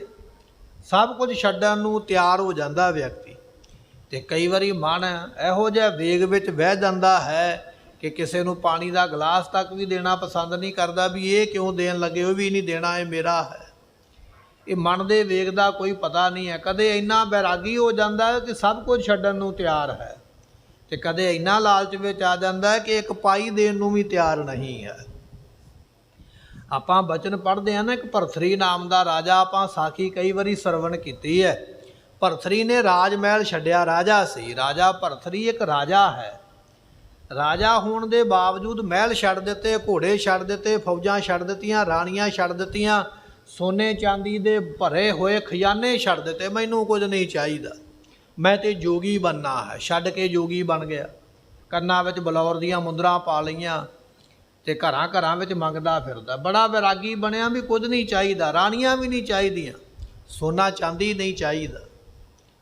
ਇੱਕ ਦਿਨ ਰਾਹ ਵਿੱਚ ਤੁਰਿਆ ਜਾਵੇ, ਅੱਧੀ ਰਾਤ ਹੈ, ਚੰਦਰਮਾ ਚਮਕਦਾ ਪਿਆ ਆਕਾਸ਼ ਦੇ ਵਿੱਚ, ਕਿਸੇ ਬੰਦੇ ਨੇ ਪਾਨ ਖਾ ਕੇ ਤੇ ਪਿੱਪਲ ਦੇ ਪੱਤੇ ਤੇ ਥੁੱਕਿਆ ਹੋਇਆ, ਜਦੋਂ ਲੰਘਿਆ ਨਾ ਪੱਤੇ ਦੇ ਕੋਲ ਦੀ ਤੇ ਉਹ ਚੰਦਰਮਾ ਦੀ ਰੋਸ਼ਨੀ ਪੱਤੇ ਦੇ ਉੱਪਰ ਪਈ ਤੇ ਪੱਤਾ ਚਮਕ ਪਿਆ, ਤੇ ਭਰਥਰੀ ਦੇ ਜਾਂਦਿਆਂ ਮਨ ਵਿੱਚ ਅੱਗੇ ਲੰਘ ਗਿਆ ਤੇ ਅੱਗੇ ਜਾ ਕੇ ਵਿਚਾਰ ਆਈ, ਕਹਿਣ ਲੱਗਾ ਮੈਨੂੰ ਲੱਗਦਾ ਜਿਵੇਂ ਹੀਰਾ ਚਮਕਦਾ ਪਿਆ ਹੈ, ਕਿਉਂਕਿ ਰਾਜਾ ਹੈ ਨਾ ਹੀਰਿਆਂ ਦੀ ਪਰਖ ਜਾਣਦਾ। ਵਾਪਸ ਮੁੜ ਆਇਆ, ਇਹ ਤੇ ਹੀਰਾ ਹੈ। ਜਦੋਂ ਹੀਰਾ ਸਮਝ ਕੇ ਹੱਥ ਪਾਇਆ, ਉਹ ਪੱਤਾ ਤੇ ਗੰਦਾ ਪਾਣ ਦੇ ਨਾਲ ਹੱਥ ਵੀ ਗੰਦਾ ਹੋ ਗਿਆ। ਆਪਣੇ ਆਪ ਨੂੰ ਬੜੀਆਂ ਧਿਕਾਰਾਂ ਪਾਉਂਦਾ, ਕਹਿਣ ਲੱਗਾ ਕਿੱਥੇ ਮੈਂ ਖਜ਼ਾਨੇ ਭਰੇ, ਉਹ ਛੱਡ ਆਇਆ, ਮੋਹ ਨਹੀਂ ਕੀਤਾ। ਕਿੱਥੇ ਅੱਜ ਇਹ ਹੀਰਾ ਵੇਖ ਕੇ ਮਨ ਬੇਈਮਾਨ ਹੋ ਗਿਆ। ਇਹ ਮਨ ਦਾ ਪਤਾ ਕੋਈ ਨਹੀਂ ਹੈ, ਛੱਡਣ ਤੇ ਆਵੇ ਤੇ ਬੜਾ ਕੁਝ ਛੱਡ ਬੈਠਦਾ ਹੈ, ਤੇ ਜੇ ਮੋਹ ਵਿੱਚ ਆਏ, ਲਾਲਚ ਵਿੱਚ ਆਵੇ ਤੇ ਫਿਰ ਕੁਝ ਵੀ ਨਹੀਂ ਛੱਡਦਾ ਹੈ। ਇਸ ਮਨ ਦਾ ਕੋਈ ਪਤਾ ਨਹੀਂ ਹੈ। ਇਸ ਕਰਕੇ ਮਨ ਵੀ ਕਿਸੇ ਟਾਈਮ ਬਦਲ ਸਕਦਾ ਹੈ। ਕਦੇ ਮਨ ਸਾਧੂ ਬਣ ਜਾਂਦਾ, ਕਦੇ ਮਨ ਸ਼ੈਤਾਨ ਬਣ ਜਾਂਦਾ ਹੈ, ਕਦੇ ਇਹ ਮਨ ਪਾਪ ਕਰਵਾ ਦਿੰਦਾ, ਬਾਅਦ ਵਿੱਚ ਬੰਦਾ ਪਛਤਾਪ ਕਰਦਾ ਹੈ। ਇਸ ਕਰਕੇ ਤੀਜਾ ਬਚਨ ਮਹਾਰਾਜ ਦੇ ਮਹਾਰਾਜ ਨੇ ਆਖਿਆ 4 ਮੰਮੇ ਅੱਖਰ ਨੇ, 4 ਸ਼ਬਦਾਂ ਤੋਂ ਬਚਣਾ ਹੈ। ਪਹਿਲਾ ਮੁਸਲਮਾਨ, ਦੂਜਾ ਮਤਰੇਈ ਮਾਂ, ਤੇ ਤੀਜਾ ਮਹਾਰਾਜ ਜੀ ਨੇ ਆਖਿਆ ਮਨ। ਇਸ ਮਨ ਤੋਂ ਸਾਵਧਾਨ ਰਹਿਣਾ ਹੈ। ਮੁਸਲਾ, ਮਤਰੇਈ, ਮਨ, ਮੱਖੀ। ਅਤੇ ਚੌਥਾ ਅੱਖਰ ਮੰਮਾ, ਮੰਮੇ ਤੋਂ ਭਾਵ ਹੈ ਮੱਖੀ। ਕਹਿਣ ਲੱਗੇ ਮੱਖੀ ਤੋਂ ਵੀ ਸਾਵਧਾਨ ਹੀ ਰਹਿਣਾ ਭਾਈ। ਇਹ ਮੱਖੀ ਜਿਹੜੀ ਹੈ ਨਾ, ਮੱਖੀ ਕਈ ਬਿਮਾਰੀਆਂ ਨੂੰ ਪੈਦਾ ਕਰਦੀ ਹੈ। ਗੰਦ ਤੇ ਗੋਬਰ ਤੇ ਕੀਟਾਣੂਆਂ ਤੇ ਬੈਠ ਕੇ, ਗੰਦਗੀ ਤੇ ਬੈਠ ਕੇ ਆਉਂਦੀ ਹੈ। ਉਹ ਬੈਠ ਕੇ ਫਿਰ ਭੋਜਨ ਨੂੰ ਗੰਦਾ ਕਰ ਦਿੰਦੀ ਹੈ, ਤੇ ਕਈ ਵਾਰੀ ਉਹ ਭੋਜਨ ਗੰਦਾ ਖਾ ਕੇ ਵਿਅਕਤੀ ਬਿਮਾਰ ਹੋ ਜਾਂਦਾ ਹੈ। ਇਸ ਕਰਕੇ ਆਪਣਾ ਭੋਜਨ ਮੱਖੀ ਤੋਂ ਬਚਾ ਕੇ ਰੱਖਣਾ ਹੈ। ਜਦੋਂ ਆਪਾਂ ਆਟਾ ਗੁੰਨਦੇ ਹਾਂ, ਮੱਖੀਆਂ ਕਿੰਨੀਆਂ ਆ ਕੇ ਪਰਾਤ 'ਤੇ ਬੈਠ ਜਾਂਦੀਆਂ, ਆਟੇ 'ਤੇ ਬੈਠ ਜਾਂਦੀਆਂ, ਜਾਂ ਕੋਈ ਹੋਰ ਆਪਾਂ ਫਲ ਵਗੈਰਾ ਕੱਟਦੇ ਹਾਂ, ਉੱਥੇ ਆ ਕੇ ਮੱਖੀਆਂ ਬੈਠ ਜਾਂਦੀਆਂ। ਤੇ ਉਸ ਵੇਲੇ ਮੱਖੀ ਤੋਂ ਬੜਾ ਜ਼ਿਆਦਾ ਬਚਾਅ ਰੱਖਣਾ ਹੈ, ਵੀ ਤੇਰੀ ਖਾਣ ਵਾਲੀ ਚੀਜ਼ ਦੇ ਉੱਪਰ ਮੱਖੀ ਨਾ ਬੈਠੇ। ਮੱਖੀ ਬੈਠ ਜਾਏਗੀ, ਭੋਜਨ ਗੰਦਾ ਹੋਵੇਗਾ ਤੇ ਤੂੰ ਬਿਮਾਰ ਹੋਵੇਂਗਾ। ਇਸ ਕਰਕੇ ਭਾਈ ਇਹ 4 ਮੰਮੇ ਅੱਖਰ ਨੇ। ਮੰਮੇ ਤੋਂ ਮੁਸਲਮਾਨ ਹੈ, ਮੰਮੇ ਤੋਂ ਮਤਰੇਈ ਮਾਂ ਹੈ, ਮੰਮੇ ਤੋਂ ਮਨ ਹੈ, ਤੇ ਮੰਮੇ ਤੋਂ ਮੱਖੀ ਹੈ। ਇਹ 4 ਜਿਹੜੇ ਅੱਖਰ ਨੇ, 4 ਸ਼ਬਦ ਜਿਹੜੇ ਨੇ, ਸਾਵਧਾਨ ਰਹਿ ਆਪਣੀ ਜ਼ਿੰਦਗੀ ਦੇ ਵਿੱਚ। ਕਿਉਂਕਿ ਉਸ ਬੀਬੀ ਨੇ ਮੁਸਲਮਾਨ ਦੇ ਉੱਪਰ ਇਤਬਾਰ ਕਰ ਲਿਆ ਸੀ ਵੀ ਇਹ ਸਾਡਾ ਗੁਆਂਢੀ ਹੈ, ਤੇ ਉਹਦੇ ਹੱਥੋਂ ਲੈ ਕੇ ਕੁਝ ਖਾ ਲਿਆ। ਉਹਨੇ ਖਵਾਉਣ ਦੇ ਬਹਾਨੇ ਕੋਈ ਮੰਤਰ ਮਾਰ ਕੇ ਤੇ ਕੀਲ ਲਿਆ, ਆਪਣੇ ਵੱਸ ਹੀ ਕਰ ਲਿਆ, ਤੇ ਫਿਰ ਉਹਦੇ ਹੀ ਗੁਣ ਗਾਉਣ ਲੱਗ ਪਈ ਉਹ ਕਿ ਮੈਂ ਤੇ ਮੁਸਲਮਾਨ ਦੇ ਹੀ ਜਾਣਾ ਹੈ। ਬਾਕੀ ਪਰਿਵਾਰ ਨੇ ਫਿਰ ਆ ਕੇ ਗੁਰੂ ਪਾਤਸ਼ਾਹ ਨੂੰ ਬੇਨਤੀ ਕੀਤੀ, ਸਤਿਗੁਰੂ ਅਸੀਂ ਪੀੜ੍ਹੀਆਂ ਤੋਂ ਸਿੱਖ ਹਾਂ, ਅੱਜ ਸਾਡੇ ਪਰਿਵਾਰ ਵਿੱਚੋਂ ਕੋਈ ਇਸਤਰੀ ਮੁਸਲਮਾਨਾਂ ਦੇ ਚਲੇ ਜਾਵੇ ਤੇ ਬੜੀ ਬਦਨਾਮੀ ਵਾਲੀ ਗੱਲ, ਆਪ ਜੀ ਕਿਰਪਾ ਕਰੋ। ਤੇ ਸਤਿਗੁਰਾਂ ਨੇ ਆਖਿਆ ਸੀ ਇਹਦੇ ਉੱਪਰ ਮੰਤਰਾਂ ਦਾ ਪ੍ਰਭਾਵ ਹੈ, ਇਹਨੇ ਜੂਠਾ ਖਾਧਾ ਲੈ ਕੇ। ਤੇ ਫਿਰ ਬਚਨ ਹੋਇਆ ਵੀ ਇਹਦਾ ਅੰਮ੍ਰਿਤ ਸਰੋਵਰ ਵਿੱਚ ਇਸ਼ਨਾਨ ਕਰਾਓ ਤੇ ਜਪਜੀ ਸਾਹਿਬ ਦਾ ਪਾਠ ਸਰਵਣ ਕਰਵਾਓ, ਮੰਤਰਾਂ ਦਾ ਪ੍ਰਭਾਵ ਖਤਮ ਹੋ ਜਾਏਗਾ। ਉਹ ਸਤਿਗੁਰੂ ਇੱਥੇ ਬਚਨ ਹੁਣ ਉਸ ਬੀਬੀ ਦੇ ਨਾਲ ਕਰਦੇ ਪਏ, ਜਿਹੜੀ ਮਹਾਰਾਜ ਦੇ ਕੋਲ ਆਈ ਹੈ ਵੀ ਸਤਿਗੁਰੂ ਤੁਸੀਂ ਕਿਰਪਾ ਕੀਤੀ ਹੈ, ਮੈਨੂੰ ਸਿੱਖ ਧਰਮ ਦੇ ਵਿੱਚ ਨਿਵਾਜਿਆ ਹੈ। ਸਤਿਗੁਰੂ ਫਿਰ ਉਹਨੂੰ ਇਹ ਉਪਦੇਸ਼ ਦਿੰਦੇ ਪਏ ਹਨ, ਸਿੱਖਣੀਏ ਨਿਜ ਸਿਦਕ ਸੁਨਾਏ। ਸਤਿਗੁਰੂ ਪਾਤਸ਼ਾਹ ਕਹਿਣ ਲੱਗੇ ਇਹ ਸਿੱਖਣੀਏ, ਜਿਹੜਾ ਆਪਣਾ ਸਿਦਕ ਹੈ ਨਾ ਉਹ ਸੁਣਾਉਣਾ ਕਰ, ਦੱਸਣਾ ਕਰ। ਹਾਥ ਜੋਰ ਤਬ ਕਹਿਤ ਬਨਾਏ। ਉਸ ਵੇਲੇ ਉਹ ਬੀਬੀ ਫਿਰ ਹੱਥ ਜੋੜ ਕੇ ਸਤਿਗੁਰਾਂ ਨੂੰ ਕਹਿਣ ਲੱਗੀ ਹੈ, ਗੁਰ ਕੀ ਅਰ ਗੁਰ ਸਿੱਖਨ ਕੇਰੀ। ਮਹਾਰਾਜ ਗੁਰੂ ਪਾਤਸ਼ਾਹ ਔਰ ਜਿਹੜੇ ਗੁਰੂ ਪਾਤਸ਼ਾਹ ਦੇ ਸਿੱਖ ਹਨ, ਨਿਜ ਕਰ ਸੇਵਾ ਕਰਹੁ ਕਨੇਰੀ। ਮਹਾਰਾਜ ਮੈਂ ਆਪਣੇ ਹੱਥਾਂ ਨਾਲ ਬੜੀ ਸੇਵਾ ਕੀਤੀ ਹੈ, ਪਹਿਲਾਂ ਵੀ ਗੁਰੂ ਦਿਆਂ ਸਿੱਖਾਂ ਦੀ ਸੇਵਾ, ਪ੍ਰਸ਼ਾਦਾ ਬਣਾਉਣਾ, ਵਰਤਾਉਣਾ, ਛਕਾਉਣਾ, ਬਰਤਨ ਮਾਂਜਣੇ, ਔਰ ਅੱਗੇ ਵਾਸਤੇ ਵੀ ਮੈਂ ਇਹ ਸੇਵਾ ਜਿਹੜੀ ਕਰਨੀ ਚਾਹੁੰਦੀ ਹਾਂ। ਔਰ ਪ੍ਰਤੀਤ ਮੈਂ ਧਰੋਂ ਵਡੇਰੇ। ਮਹਾਰਾਜ ਮੈਂ ਹਿਰਦੇ ਵਿੱਚ ਬਹੁਤ ਜ਼ਿਆਦੀ ਪ੍ਰਤੀਤ ਕਹੀਏ ਭਰੋਸਾ ਰੱਖਦੀ ਹਾਂ। ਓਟ ਆਸਰਾ ਗੁਰ ਤੁਮ ਮੇਰੇ। ਸਤਿਗੁਰੂ ਜੀ ਤੁਸੀਂ ਮੇਰੀ ਓਟ ਹੋ, ਤੁਸੀਂ ਮੇਰਾ ਆਸਰਾ ਹੋ, ਮੇਰੇ ਤੇ ਕਿਰਪਾ ਕਰਨੀ ਕਰੋ। ਬਖਸ਼ ਲਿਓ ਹਮ ਤੁਮਰੀ ਸ਼ਰਨੀ। ਸਤਿਗੁਰੂ ਮੈਂ ਤੁਹਾਡੀ ਸ਼ਰਨ ਵਿੱਚ ਪਈ ਆ, ਮੈਨੂੰ ਬਖਸ਼ ਲਓ। ਬੀਬੀ ਹੁਣ ਮਹਾਰਾਜ ਦੇ ਚਰਨਾਂ ਤੇ ਆ ਕੇ ਨਮਸਕਾਰ ਕਰਕੇ ਆਖਦੀ ਹੈ, ਸਤਿਗੁਰੂ ਮੈਂ ਤੁਹਾਡੀ ਸ਼ਰਨ ਵਿੱਚ ਪੈ ਗਈ ਹਾਂ, ਕਿਰਪਾ ਕਰਕੇ ਮੈਨੂੰ ਬਖਸ਼ ਲੈਣਾ ਕਰੋ। ਪਤ ਤਨ ਪਾਵਨਤਾ ਬਿਦ ਬਰਨੀ। ਤੇ ਸਤਿਗੁਰੂ ਪਾਤਸ਼ਾਹ ਮਹਾਰਾਜ ਸਾਹਿਬ ਜੀ ਉਹ ਜਿਹੜੇ ਪਤਿਤ ਹੋ ਜਾਂਦੇ, ਨੀਚ ਹੋ ਜਾਂਦੇ, ਉਹਨਾਂ ਨੂੰ ਵੀ ਤੇ ਮਹਾਰਾਜ ਪਵਿੱਤਰ ਕਰਨ ਦਾ ਸਾਧਨ ਤੁਹਾਡੇ ਕੋਲ ਹੀ ਹੈ ਨਾ। क्योंकि गुरु ऐसा है भूले मार्ग जिन्हें जिन्हें बताया। पतत उदाहरण साहिब मेरा, पतत उदाहरण सतगुर मेरा मोहित इसका प्रवासा। सतगुरु जी ਪਾਪੀਆਂ ਨੂੰ ਪਵਿੱਤਰ ਕਰ ਦਿੰਦੇ। ਬੀਬੀ ਕਹਿ ਰਹੀ ਹੈ ਮਹਾਰਾਜ ਗਲਤੀ ਹੋ ਗਈ, ਪਰ ਆਪ ਜੀ ਤੇ ਪਾਪੀਆਂ ਨੂੰ ਪਵਿੱਤਰ ਕਰਨ ਵਾਲੇ ਹੋ ਨਾ, ਕਿਰਪਾ ਕਰੋ ਮੇਰੇ ਤੇ, ਮੈਨੂੰ ਆਪ ਜੀ ਪਵਿੱਤਰ ਕਰ ਦੇਣਾ ਕਰੋ। ਸੁਨ ਕਰ ਸਿੱਖ ਸਿੱਖਣੀ ਸੇਵਾ। ਸਤਿਗੁਰੂ ਪਾਤਸ਼ਾਹ ਮਹਾਰਾਜ ਜੀਆਂ ਨੇ ਸੁਣੇ ਬਚਨ ਵੀ ਇਹ ਸਿੱਖਣੀ ਬੀਬੀ ਜਿਹੜੀ ਹੈ ਬੜੀ ਇਸਨੇ ਸੇਵਾ ਕੀਤੀ ਹੈ। ਕਰੀ ਪ੍ਰਸੰਨ ਭਏ ਗੁਰਦੇਵਾ। ਤੇ ਸਤਿਗੁਰੂ ਪਾਤਸ਼ਾਹ ਫਿਰ ਖੁਸ਼ ਹੋ ਗਏ ਉਹਦੇ ਬਚਨ ਸੁਣ ਕੇ। ਜਦੋਂ ਆਖਿਆ ਨਾ ਵੀ ਮਹਾਰਾਜ ਮੈਂ ਬੜੀ ਸੇਵਾ ਲੰਗਰ ਵਿੱਚ ਸਿੱਖਾਂ ਦੀ ਕੀਤੀ ਹੈ, ਪ੍ਰਸ਼ਾਦੇ ਬਣਾਉਣ ਵਰਤਾਉਣ ਛਕਾਉਣ ਬਰਤਨ ਮਾਂਜਣੇ ਝਾੜੂ ਲਾਉਣੇ, ਜਦੋਂ ਇਹ ਬਚਨ ਮਹਾਰਾਜ ਨੇ ਸੁਣੇ ਤੇ ਬੜੇ ਖੁਸ਼ ਹੋਏ ਹਨ। ਮਸਤਕ ਟੇਕ ਉਪਾਇਨ ਦੀਨੀ। ਇਸ ਬੀਬੀ ਨੇ ਸਤਿਗੁਰਾਂ ਜੀਆਂ ਨੂੰ ਮੱਥਾ ਟੇਕਿਆ ਤੇ ਆਪਣੇ ਵੱਲੋਂ ਕੁਝ ਭੇਟਾ ਵੀ ਸਤਿਗੁਰਾਂ ਦੇ ਅੱਗੇ ਭੇਟ ਕੀਤੀ। ਖੁਸ਼ੀ ਤਿਨਹੋਂ ਪ੍ਰਤ ਸਤਿਗੁਰ ਕੀਨੀ। ਸਤਿਗੁਰੂ ਪਾਤਸ਼ਾਹ ਮਹਾਰਾਜ ਜੀਆਂ ਨੇ ਇਹਨਾਂ ਦੇ ਉੱਪਰ ਬੜੀ ਖੁਸ਼ੀ ਬਖਸ਼ਿਸ਼ ਕੀਤੀ ਹੈ। ਕਹਿਓ ਸਿੱਖਣੀਏ ਸੁਨੋ ਭਵਿੱਖ। ਤੇ ਸਤਿਗੁਰੂ ਪਾਤਸ਼ਾਹ ਕਹਿਣ ਲੱਗੇ ਵੀ ਹੁਣ ਤੈਨੂੰ ਅਸੀਂ ਭਵਿੱਖ ਦੱਸਦੇ ਹਾਂ। ਉਹਨੇ ਮਾਫੀ ਮੰਗੀ ਨਾ, ਮਹਾਰਾਜ ਮਾਫੀ ਦਿਓ ਤੇ ਬਖਸ਼ ਲਓ। ਸਤਿਗੁਰੂ ਕਹਿੰਦੇ ਜੇ ਮਾਫੀ ਦੀ ਗੱਲ ਕਰਦੀ ਆ ਨਾ, ਬਖਸ਼ਣ ਦੀ ਗੱਲ ਕਰਦੀ ਆ, ਤੇ ਚੱਲ ਫਿਰ ਤੈਨੂੰ ਆਉਣ ਵਾਲਾ ਸਮਾਂ ਦੱਸਦੇ ਹਾਂ ਕਿ ਤੇਰਾ ਸਮਾਂ ਆਉਣ ਵਾਲਾ ਕਿਵੇਂ ਦਾ ਹੋਵੇਗਾ, ਤੇਰਾ ਭਵਿੱਖ ਆਉਣ ਵਾਲੇ ਸਮੇਂ ਦਾ ਤੇਰੇ ਨਾਲ ਅਸੀਂ ਬਚਨ ਕਰਦੇ ਹਾਂ। ਤੋਬ ਸੁਤ ਹੋਵਹਿ ਗੋ ਗੁਰ ਸਿੱਖ। ਕਹਿਣ ਲੱਗੇ ਵੀ ਤੇਰਾ ਜਿਹੜਾ ਪੁੱਤਰ ਹੋਵੇਗਾ ਨਾ ਅੱਗੇ ਆਉਣ ਵਾਲੇ ਸਮੇਂ ਵਿੱਚ ਉਹ ਗੁਰੂ ਦਾ ਸਿੱਖ ਹੋਵੇਗਾ। ਬਚਨ ਹੋਇਆ ਮਹਾਰਾਜ ਮੇਰਾ ਭਲਾ ਕਰੋ, ਮੈਨੂੰ ਮਾਫ ਕਰੋ। ਤੇ ਸਤਿਗੁਰੂ ਕਹਿਣ ਲੱਗੇ ਮਾਫੀ ਹੁਣ ਇਸ ਤਰ੍ਹਾਂ ਹੈ ਕਿ ਤੇਰਾ ਪੁੱਤਰ ਜਿਹੜਾ ਹੋਵੇਗਾ ਆਉਣ ਵਾਲੇ ਸਮੇਂ ਦੇ ਵਿੱਚ ਉਹ ਗੁਰੂ ਦਾ ਸਿੱਖ ਹੋਵੇਗਾ। ਜਨਮ ਸਪਤਮ ਤੁਬ ਜਬ ਹੋਏ। ਤੇ ਸਤਿਗੁਰੂ ਪਾਤਸ਼ਾਹ ਕਹਿਣ ਲੱਗੇ ਇਸ ਜਨਮ ਤੋਂ ਬਿਨਾ ਜਦੋਂ ਤੇਰਾ 7ਵਾਂ ਜਨਮ ਹੋਵੇਗਾ, ਇੱਕ ਤੋਂ ਬਾਅਦ ਦੂਜਾ ਤੀਜਾ ਚੌਥਾ ਪੰਜਵਾਂ ਫਿਰ 7ਵਾਂ ਜਨਮ ਜਾ ਕੇ ਹੋਵੇਗਾ, ਜਿਸ ਵੇਲੇ 7ਵਾਂ ਜਨਮ ਤੂੰ ਪ੍ਰਾਪਤ ਕਰਨਾ ਹੈ। ਸੰਗਤ ਸਿੰਘ ਕੀ ਬਨ ਹੈ ਜੋਏ। ਅਤੇ ਤੂੰ ਉਸ ਵੇਲੇ ਭਾਈ ਸੰਗਤ ਸਿੰਘ ਦੀ ਇਸਤਰੀ ਬਣੇਗੀ। ਸੰਗਤ ਸਿੰਘ ਨਾਮ ਦਾ ਸਾਡਾ ਸਿੱਖ ਹੋਵੇਗਾ। ਜਦੋਂ ਤੇਰਾ 7ਵਾਂ ਜਨਮ ਹੋਵੇਗਾ ਨਾ ਜਾ ਕੇ, ਤੇ ਭਾਈ ਸੰਗਤ ਸਿੰਘ ਨਾਮ ਦੇ ਸਿੱਖ ਦੇ ਨਾਲ ਤੇਰਾ ਉਸ ਵੇਲੇ ਵਿਆਹ ਹੋਵੇਗਾ। ਜਦੋਂ ਉਸ ਦੇ ਨਾਲ ਵਿਆਹੀ ਜਾਵੇਂਗੀ ਤਬ ਉਧਾਰ ਤੇਰੋ ਹੋਏ ਜਾਏ। ਤੇਰਾ ਫਿਰ ਉਦੋਂ ਉਧਾਰ ਹੋਵੇਗਾ, ਫਿਰ ਉਸ ਜਨਮ ਵਿੱਚ ਜਾ ਕੇ ਮੁਕਤ ਹੋਵੇਂਗੀ। ਉਹ ਸਾਡਾ ਸਿੱਖ ਹੋਵੇਗਾ ਭਾਈ ਸੰਗਤ ਸਿੰਘ, ਉਹ ਨਾਮ ਬਾਣੀ ਦਾ ਅਭਿਆਸੀ ਹੋਵੇਗਾ। ਤੇਰਾ ਉਹਦੇ ਨਾਲ ਰਿਸ਼ਤਾ ਬਣੇਗਾ, ਉਹਦੀ ਕਮਾਈ ਦੇ ਨਾਲ ਫਿਰ ਤੇਰਾ ਭਲਾ ਹੋ ਜਾਏਗਾ, ਤੂੰ ਮੁਕਤ ਹੋ ਜਾਣਾ ਹੈ। ਕਰਨ ਸੇਵਕੋ ਤਬ ਫਲ ਪਾਏ। ਅਤੇ ਇਸ ਸੇਵਾ ਦਾ ਫਲ ਜਿਹੜਾ ਹੈ ਉਹ ਤੂੰ ਉਸ ਵੇਲੇ ਪ੍ਰਾਪਤ ਕਰੇਂਗੀ ਜੋ ਇਹ ਸੇਵਾ ਤੂੰ ਦੱਸਿਆ ਹੈ। ਇਹ ਸੇਵਾ ਜਿਹੜੀ ਹੈ ਉਸ ਵੇਲੇ ਇਹ ਤੇਰੀ ਸਫਲੀ ਹੋਣੀ ਹੈ। ਇਮ ਬਰ ਦੇ ਕਰ ਹੈ ਆਰੋਹੇ। ਇਸ ਤਰ੍ਹਾਂ ਮਹਾਰਾਜ ਸਾਹਿਬ ਜੀ ਵਰ ਦੇ ਕੇ ਤੇ ਉਥੋਂ ਫਿਰ ਜਿਹੜੇ ਨੇ ਮਹਾਰਾਜ ਅੱਗੇ ਚਲੇ ਗਏ। ਵਿਦਵਾਨਾਂ ਦਾ ਕਥਨ ਹੈ ਗੁਰਮੁਖੋ ਕਿ ਜਿਹੜਾ ਜੀਂਦ ਦਾ ਰਾਜਾ ਸੀ ਨਾ ਉਹਦਾ ਨਾਮ ਸੀ ਸੰਗਤ ਸਿੰਘ। ਜਿਹੜੇ ਮਹਾਰਾਜ ਨੇ ਆਖਿਆ ਨਾ ਵੀ ਸੰਗਤ ਸਿੰਘ ਦੀ ਤੂੰ ਇਸਤਰੀ ਬਣੇਗੀ ਤੇ ਉਹਦੇ ਨਾਲ ਫਿਰ ਤੇਰਾ ਭਲਾ ਹੋਵੇਗਾ। ਵਿਦਵਾਨਾਂ ਦੀ ਵਿਚਾਰ ਇਹ ਆ ਵੀ ਮਹਾਰਾਜ ਦੇ ਬਚਨ ਤੇ ਡੂੰਘੇ ਨੇ, ਉਹਨਾਂ ਨੂੰ ਸਮਝ ਕੋਈ ਨਹੀਂ ਸਕਦਾ ਹੈ। ਪਰ ਜੇ ਸੰਗਤ ਸਿੰਘ ਦੀ ਗੱਲ ਕਰੀਏ ਤੇ ਸੰਗਤ ਸਿੰਘ ਨਾਮ ਦਾ ਇੱਕ ਰਾਜਾ ਹੋਇਆ ਜੀਂਦਪਤੀ, ਜੀਂਦ ਦਾ ਰਾਜਾ ਸੀ।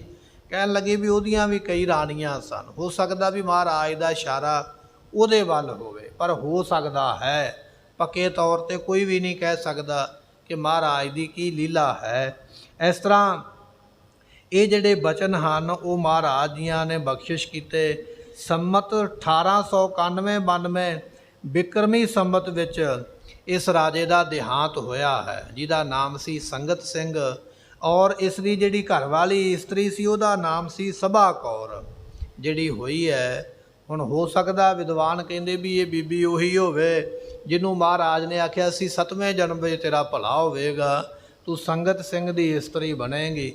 ਤੇ ਸੰਗਤ ਸਿੰਘ ਫਿਰ ਉਹ ਜੀਂਦ ਦਾ ਰਾਜਾ ਹੈ। ਉਹਦੀ ਘਰਵਾਲੀ ਦਾ ਨਾਮ ਜਿਹੜਾ ਹੈ ਉਹ ਸਭਾ ਕੌਰ ਸੀ। ਇਹ ਹੋ ਸਕਦਾ ਵੀ ਇਹ ਬੀਬੀ ਉਹ ਹੋਵੇ। ਇਸ ਤਰ੍ਹਾਂ ਮਹਾਰਾਜ ਨੇ ਇਹਨਾਂ ਨੂੰ ਬਖਸ਼ਿਆ ਹੈ। ਡੇਰੇ ਵਿਖੇ ਆਨ ਕਰ ਸੋਹੇ। ਇਸ ਤਰ੍ਹਾਂ ਮਹਾਰਾਜ ਬਖਸ਼ਿਸ਼ ਕਰਕੇ ਉਹਨਾਂ ਦੇ ਉੱਪਰ ਤੇ ਆਪਣੇ ਡੇਰੇ ਵਿੱਚ ਆ ਗਏ, ਅਨੰਦਪੁਰ ਸਾਹਿਬ ਆ ਕੇ ਬਰਾਜੇ ਹਨ। ਇੱਕ ਦਿਨ ਸਤਿਗੁਰ ਕੇਰ ਹਜ਼ੂਰ। ਸਤਿਗੁਰੂ ਪਾਤਸ਼ਾਹ ਮਹਾਰਾਜ ਜੀ ਜਿਸ ਦਿਨ ਅਨੰਦਪੁਰ ਸਾਹਿਬ ਆਏ ਤੇ ਅਗਲੇ ਦਿਨ ਅੰਮ੍ਰਿਤ ਵੇਲਾ ਹੋਇਆ ਤੇ ਸਤਿਗੁਰਾਂ ਦਾ ਦਰਬਾਰ ਸਜਿਆ। ਅੰਮ੍ਰਿਤ ਵੇਲੇ ਜਿਸ ਵੇਲੇ ਦਰਬਾਰ ਸਜਿਆ ਹੈ। ਰਾਗੀ ਕਰਤ ਕੀਰਤਨ ਰੂਰ। ਗੁਰੂ ਪਾਤਸ਼ਾਹ ਦੇ ਰਾਗੀ ਆ ਗਿਆ ਕੀਰਤਨ ਕਰਨ ਵਾਸਤੇ। ਜਿਹੜੀ ਆਸਾ ਦੀ ਵਾਰ ਦਾ ਕੀਰਤਨ ਆਪਾਂ ਅੱਜ ਸਰਵਣ ਕਰਦੇ ਹਾਂ, ਇਹ ਗੁਰੂ ਕਾਲ ਤੋਂ ਹੀ ਚੱਲਿਆ ਆਉਂਦਾ ਹੈ। ਗੁਰੂ ਨਾਨਕ ਦੇਵ ਪਾਤਸ਼ਾਹ ਮਹਾਰਾਜ ਜੀ ਆਪ ਰਬਾਬ ਦੇ ਨਾਲ ਕੀਰਤਨ ਕਰਿਆ ਕਰਦੇ। ਧੰਨ ਗੁਰੂ ਅੰਗਦ ਦੇਵ ਮਹਾਰਾਜ ਦੇ ਦਰਬਾਰ ਵਿੱਚ ਅੰਮ੍ਰਿਤ ਵੇਲੇ ਕੀਰਤਨ ਹੁੰਦਾ। ਸਾਰੇ ਜਿੰਨੇ ਗੁਰੂ ਸਾਹਿਬਾਨ ਹੋਏ ਨੇ ਉਹਨਾਂ ਦੀ ਹਜ਼ੂਰੀ ਵਿੱਚ ਰਾਗੀ ਸਿੰਘ ਕੀਰਤਨ ਕਰਦੇ। ਪੰਜਵੇਂ ਪਾਤਸ਼ਾਹ ਦੇ ਸਮੇਂ ਭਾਈ ਸੱਤਾ ਜੀ, ਭਾਈ ਬਲਵੰਡਾ ਜੀ ਹੋਏ ਜਿਹੜੇ ਕੀਰਤਨ ਕਰਦੇ।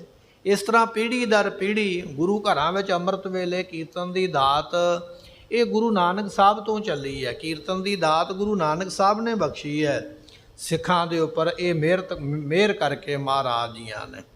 ਸੋ ਸਤਿਗੁਰੂ ਪਾਤਸ਼ਾਹ ਦੇ ਦਰਬਾਰ ਵਿੱਚ ਅੰਮ੍ਰਿਤ ਵੇਲੇ ਕੀਰਤਨ ਸ਼ੁਰੂ ਹੋਇਆ।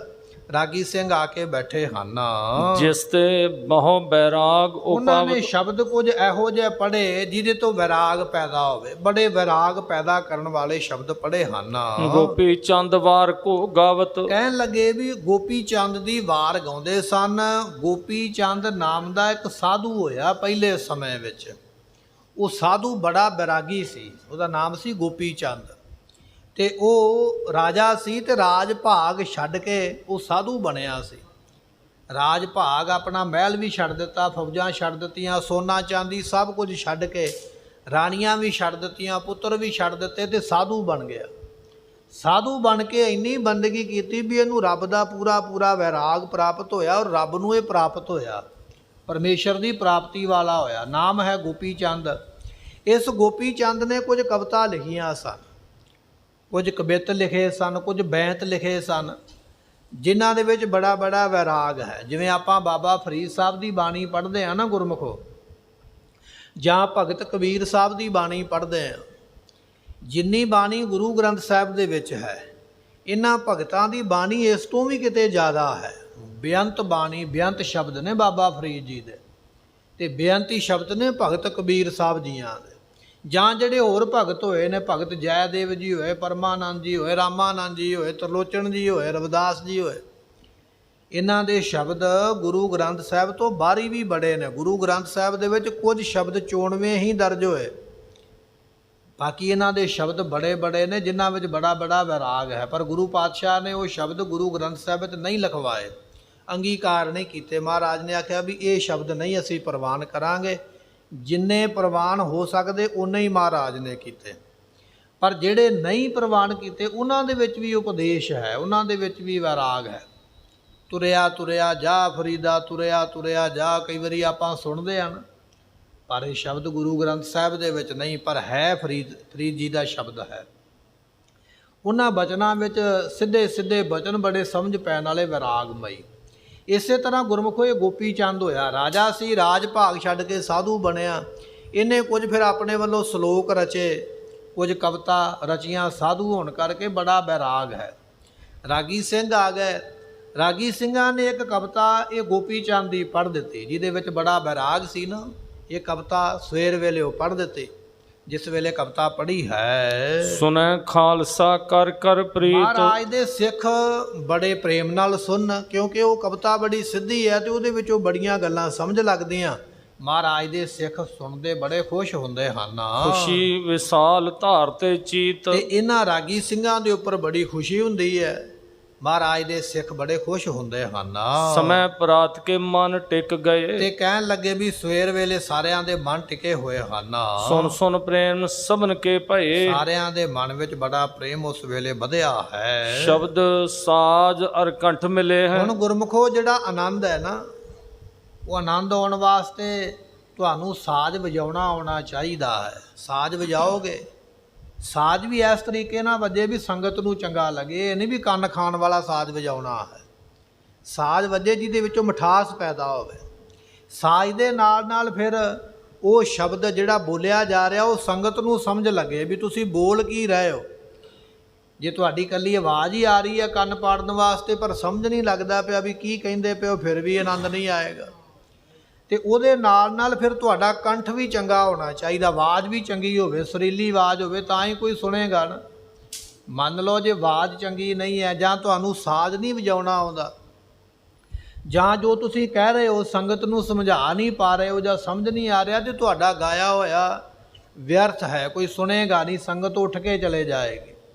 ਸੰਗਤ ਉਦੋਂ ਹੀ ਬੈਠੇਗੀ ਤੁਹਾਡੀ ਆਵਾਜ਼ ਚੰਗੀ ਲੱਗੇ, ਜੋ ਤੁਸੀਂ ਕਹਿੰਦੇ ਪਏ ਹੋ ਸੰਗਤ ਨੂੰ ਸਮਝ ਲੱਗੇ, ਔਰ ਤੁਹਾਡਾ ਸਾਜ਼ ਵੱਜੇ ਤੇ ਸਾਜ਼ ਵੀ ਬੜਾ ਚੰਗਾ ਲੱਗੇ। ਹੁਣ ਇਹ ਰਾਗੀ ਸਿੰਘ ਜਦੋਂ ਕੀਰਤਨ ਕਰਦੇ ਨਾ, ਸਾਜ਼ ਵੀ ਬੜਾ ਸੋਹਣਾ ਵਜਾਉਂਦੇ, ਇਹਨਾਂ ਦੇ ਗਲੇ ਵੀ ਬੜੇ ਸੋਹਣੇ, ਅਤੇ ਜਿਹੜੀ ਇਹ ਕਵਿਤਾ ਗਾਉਂਦੇ ਉਹ ਸੰਗਤ ਨੂੰ ਬੜੀ ਸਮਝ ਆਉਂਦੀ ਹੈ। ਕਹਿਣ ਲੱਗੇ ਵੀ ਇਸ ਤਰ੍ਹਾਂ ਇਹ ਤਿੰਨੇ ਚੀਜ਼ਾਂ ਇਕੱਠੀਆਂ ਮਿਲੀਆਂ ਹਨ। ਬਸਿਓ ਰਾਗ ਜੁਤ ਤਾਲ ਭਲੇ ਹੈ। ਤੇ ਕਹਿਣ ਲੱਗੇ ਫਿਰ ਗੁਰਮੁਖੋ ਨਾਲ ਤਾਲ ਵੱਜਦਾ ਪਿਆ, ਤਬਲਾ ਮਰਦੰਗ ਜੋ ਵੀ ਵੱਜਦਾ ਪਿਆ। ਤਬਲੇ ਦੇ ਵਿੱਚ 3 ਬਚਨ ਨੇ, ਤਬਲਾ, ਤੱਤਾ, ਬੱਬਾ ਤੇ ਲੱਲਾ, ਤਾਂ ਬਣਦਾ ਤਬਲਾ। ਉਹਨਾਂ ਤਿੰਨਾਂ ਅੱਖਰਾਂ ਦਾ ਇੱਕ ਇੱਕ ਮਤਲਬ ਹੈ। ਤੱਤੇ ਤੋਂ ਭਾਵ ਹੈ ਤਾਲ, ਜਿਹੜੀ ਚੀਜ਼ ਗਾਈ ਜਾ ਰਹੀ ਹੈ ਉਹਦੇ ਮੁਤਾਬਕ ਤਾਲ ਵੱਜਦਾ ਹੋਵੇ। ਤੇ ਬੱਬੇ ਤੋਂ ਭਾਵ ਹੈ ਬੋਲ, ਜਿਹੜੇ ਤਬਲੇ ਦੇ ਬੋਲ ਨੇ। ਵਜਾਉਣ ਵਾਲਾ ਤਬਲੇ ਤੇ ਹੱਥ ਮਾਰਦਾ, ਉਂਗਲਾਂ ਮਾਰਦਾ, ਉਂਗਲਾਂ ਵਿੱਚੋਂ ਬੋਲ ਨਿਕਲਦੇ ਨੇ। ਤੇ ਲੱਲੇ ਤੋਂ ਭਾਵ ਹੈ ਲੈ, ਤੇਰੀ ਲੈ ਇੱਕ ਹੋਣੀ ਚਾਹੀਦੀ ਹੈ। ਇਹ ਨਹੀਂ ਵੀ ਸ਼ਬਦ ਜਦੋਂ ਸ਼ੁਰੂ ਕੀਤਾ ਉਦੋਂ ਲੈ ਕੋਈ ਹੋਰ ਹੈ, ਵਿਚਕਾਰ ਜਾ ਕੇ ਉਹਨੂੰ ਹੋਰ ਹੀ ਪਾਸੇ ਲੈ ਗਿਆ, ਤੇ ਅਖੀਰ ਤੇ ਜਾ ਕੇ ਉਹਨੂੰ ਐਕਸਪ੍ਰੈਸ ਗੱਡੀ ਵਾਂਗੂ ਭਜਾ ਹੀ ਦਿੱਤਾ ਵੀ ਛੇਤੀ ਛੇਤੀ ਨਿਬੇੜ ਦਈਏ। ਲੱਲੇ ਤੋਂ ਭਾਵ ਹੈ ਲੈ, ਲੈ ਇੱਕੋ ਜਿਹੀ ਰਹਿਣੀ ਚਾਹੀਦੀ ਹੈ। ਜਦੋਂ ਤਬਲਾ ਸਿਖਾਇਆ ਜਾਂਦਾ ਨਾ, ਉਸਤਾਦ ਸਿਖਾਉਂਦੇ, ਉਦੋਂ ਜਿਹੜੀ ਟਾਈਮ ਵੇਖਣ ਵਾਲੀ ਘੜੀ ਹੈ ਨਾ, ਉਹ ਕੋਲ ਰੱਖੀ ਜਾਂਦੀ ਹੈ। ਜੇ ਮੰਨ ਲਓ ਟਾਈਮ ਪੀਸ ਲੱਗਾ ਨਾ, ਕਲੌਕ ਲੱਗਾ, ਉਹਦੀ ਸਕਿੰਟਾਂ ਵਾਲੀ ਸੂਈ ਟਕ ਟਕ ਕਰਕੇ ਚੱਲਦੀ ਹੈ। ਉਹਦੇ ਮੁਤਾਬਕ ਉਂਗਲਾਂ ਮਰਵਾਈਆਂ ਜਾਂਦੀਆਂ ਵੀ ਇਸ ਮੁਤਾਬਕ ਉਂਗਲਾਂ ਚਲਾਉਣੀਆਂ ਨੇ, ਤਾਂ ਕਿ ਤੇਰੇ ਹੱਥ ਦੀ ਜਿਹੜੀ ਹੈ ਉਹ ਲੈ ਇੱਕ ਬਣ ਸਕੇ। ਤੂੰ ਕੀਰਤਨ ਕਰਦਿਆਂ ਤੇਜ਼ ਜਾਂ ਹੌਲੀ ਨਾ ਹੋਵੇ, ਉਹ ਲੈ ਬਣਾਉਣੀ ਪੈਂਦੀ ਹੈ। ਪਰ ਲੈ ਬਹੁਤ ਘੱਟ ਤਬਲਾ ਵਜਾਉਣ ਵਾਲੇ ਨੇ ਜਿਨ੍ਹਾਂ ਦੀ ਲੈ ਇੱਕ ਰਹਿੰਦੀ ਹੈ, ਨਹੀਂ ਤੇ ਆਮ ਤੌਰ ਤੇ ਤਬਲਾ ਵਜਾਉਂਦੇ ਤੇ ਬੜਾ ਸੋਹਣਾ ਹੋਣਗੇ, ਪਰ ਲੈ ਉਹਨਾਂ ਦੀ ਵੱਧ ਘੱਟ ਜਾਂਦੀ ਹੈ। ਲੱਲੇ ਤੋਂ ਭਾਵ ਹੁੰਦਾ ਲੈ ਇੱਕੋ ਜਿੰਨੀ ਸਪੀਡ ਰੱਖਣੀ, ਸ਼ੁਰੂ ਤੋਂ ਲੈ ਕੇ ਅਖੀਰ ਤੱਕ, ਵਧੇ ਘਟੇ ਨਾ। ਤੱਤਾ, ਬੱਬਾ ਤੇ ਲੱਲਾ, ਤਾਲ, ਬੋਲ ਤੇ ਲੈ, ਉਹਨੂੰ ਕਿਹਾ ਜਾਂਦਾ ਤਬਲਾ। ਕਹਿਣ ਲੱਗੇ ਹੋਇਆ ਕੀਰਤਨ ਮਹਾਰਾਜ ਦੇ ਦਰਬਾਰ ਵਿੱਚ ਬੜਾ ਸੋਹਣਾ ਸ਼ਬਦ ਪੜਿਆ ਹੈ, ਬੜਾ ਸੋਹਣਾ ਤਬਲਾ ਵੱਜਿਆ ਹੈ। ਜਬ ਹੈ ਭੋਗ ਪਾਇਓ ਕਰ ਨਮੋ। ਤੇ ਜਦੋਂ ਇਹਨਾਂ ਨੇ ਭੋਗ ਪਾਇਆ, ਆਸਾ ਦੀ ਵਾਰ ਸੰਪੂਰਨ ਹੋਈ, ਰਾਗੀ ਸਿੰਘਾਂ ਨੇ ਭੋਗ ਪਾਇਆ ਹੈ। ਸਿੱਖ ਇਕਾਂਗੀ ਸੁਨਤਹਿ ਸਮੋ। ਤੇ ਕਹਿਣ ਲੱਗੇ ਵੀ ਉੱਥੇ ਇੱਕ ਸਿੱਖ ਸੀ ਬੈਠਾ ਹੋਇਆ, ਤੇ ਉਹਨੇ ਇਹ ਸਾਰਾ ਕੁਝ ਸੁਣਿਆ ਹੈ। ਹਿਰਦੈ ਪ੍ਰਤੀਤ ਨ ਬਿਨ ਗੁਰਬਾਣੀ। ਉਹਦੇ ਮਨ ਵਿੱਚ ਵਿਚਾਰ ਆਈ, ਜਿਹੜਾ ਸਿੱਖ ਬੈਠਾ ਨਾ, ਉਹਦੇ ਮਨ ਵਿੱਚ ਵਿਚਾਰ ਇਹ ਆ ਗਈ ਵੀ ਇਹ ਰਾਗੀ ਸਿੰਘਾਂ ਨੇ ਕੀ ਕੀਤਾ ਹੈ। ਇਹਨਾਂ ਨੂੰ ਚਾਹੀਦਾ ਸੀ ਵੀ ਗੁਰੂ ਦਾ ਸ਼ਬਦ ਪੜ੍ਹਦੇ, ਕਿ ਇਹਨਾਂ ਨੂੰ ਗੁਰੂ ਦੇ ਸ਼ਬਦ ਤੇ ਭਰੋਸਾ ਨਹੀਂ। ਇਹਨਾਂ ਨੇ ਉਹ ਗੋਪੀ ਚੰਦ ਦਾ ਸ਼ਬਦ ਕਿਉਂ ਪੜ੍ਹਿਆ ਹੈ, ਆਪਣੀ ਜਗ੍ਹਾ ਤੇ ਉਹ ਵੀ ਠੀਕ ਹੈ। ਇਹਨਾਂ ਨੇ ਗੋਪੀ ਚੰਦ ਦਾ ਸ਼ਬਦ ਕਿਉਂ ਪੜ੍ਹਿਆ ਹੈ, ਇਹਨਾਂ ਨੇ ਗੁਰੂ ਦੀ ਬਾਣੀ ਦਾ ਸ਼ਬਦ ਕਿਉਂ ਨਹੀਂ ਪੜ੍ਹਿਆ। ਇੱਕ ਸਿੱਖ ਦੇ ਮਨ ਵਿੱਚ ਇਹ ਵਿਚਾਰ ਆਈ ਹੈ। ਸੁਨੈ ਪਠੈ ਨਹਿ ਅਪਰ ਬਖਾਨੀ। ਅਤੇ ਨਾ ਇਹਨਾਂ ਨੇ ਸੁਣਾਇਆ, ਨਾ ਪੜ੍ਹਿਆ, ਨਾ ਕੁਝ ਹੋਰ ਬਚਨ ਹਨ। ਸੋਠ ਕਹਿ ਕਰ ਜੋਰ ਉਚੇਰੇ। ਕਹਿਣ ਲੱਗੇ ਵੀ ਉਹ ਸਿੱਖ ਉੱਠ ਪਿਆ, ਕਹਿਣ ਲੱਗਾ ਮੈਂ ਤੇ ਸ਼ਿਕਾਇਤ ਕਰਾਂਗਾ ਮਹਾਰਾਜ ਦੇ ਅੱਗੇ। ਇਹ ਸਿੱਖ ਦੀਵਾਨ ਵਿੱਚ ਉੱਠਿਆ ਤੇ ਜਿੱਥੇ ਸਤਿਗੁਰੂ ਬੈਠੇ ਉੱਥੇ ਆ ਗਿਆ ਹੈ। ਬੋਲਿਓ ਕਰੁਣਾ ਸਿੰਧ ਅਗੇਰੇ। ਸਤਿਗੁਰੂ ਪਾਤਸ਼ਾਹ ਨੇ ਵੇਖਿਆ ਵੀ ਸਿੱਖ ਆਇਆ। ਮਹਾਰਾਜ ਨੇ ਪੁੱਛਿਆ ਹਾਂ ਭਾਈ ਸਿੱਖ ਕੀ ਗੱਲ ਹੈ। ਇਹਨੇ ਹੱਥ ਜੋੜੇ, ਕਹਿਣ ਲੱਗਾ ਸਤਿਗੁਰੂ ਮੈਂ ਕੁਝ ਕਹਿਣਾ ਚਾਹੁੰਦਾ ਹਾਂ। ਸੁਣੀਐ ਪ੍ਰਭ ਜੀ ਮੋਰ ਪੁਕਾਰ। ਮਹਾਰਾਜ ਮੇਰੀ ਪੁਕਾਰ ਸੁਣੋ, ਮੇਰੀ ਫਰਿਆਦ ਸੁਣੋ, ਮੈਂ ਫਰਿਆਦ ਲੈ ਕੇ ਆਇਆ ਹਾਂ। ਰਾਗੀ ਗਏ ਸਿਧ ਕੋ ਹਾਰ। ਇਹਨੇ ਪਹਿਲਾ ਹੀ ਬਚਨੇ ਕੀਤਾ, ਕਹਿਣ ਲੱਗਾ ਜੀ ਤੁਹਾਡੇ ਰਾਗੀ ਸਿੰਘ ਸਿੱਧਕਾਰ ਗਏ ਨੇ।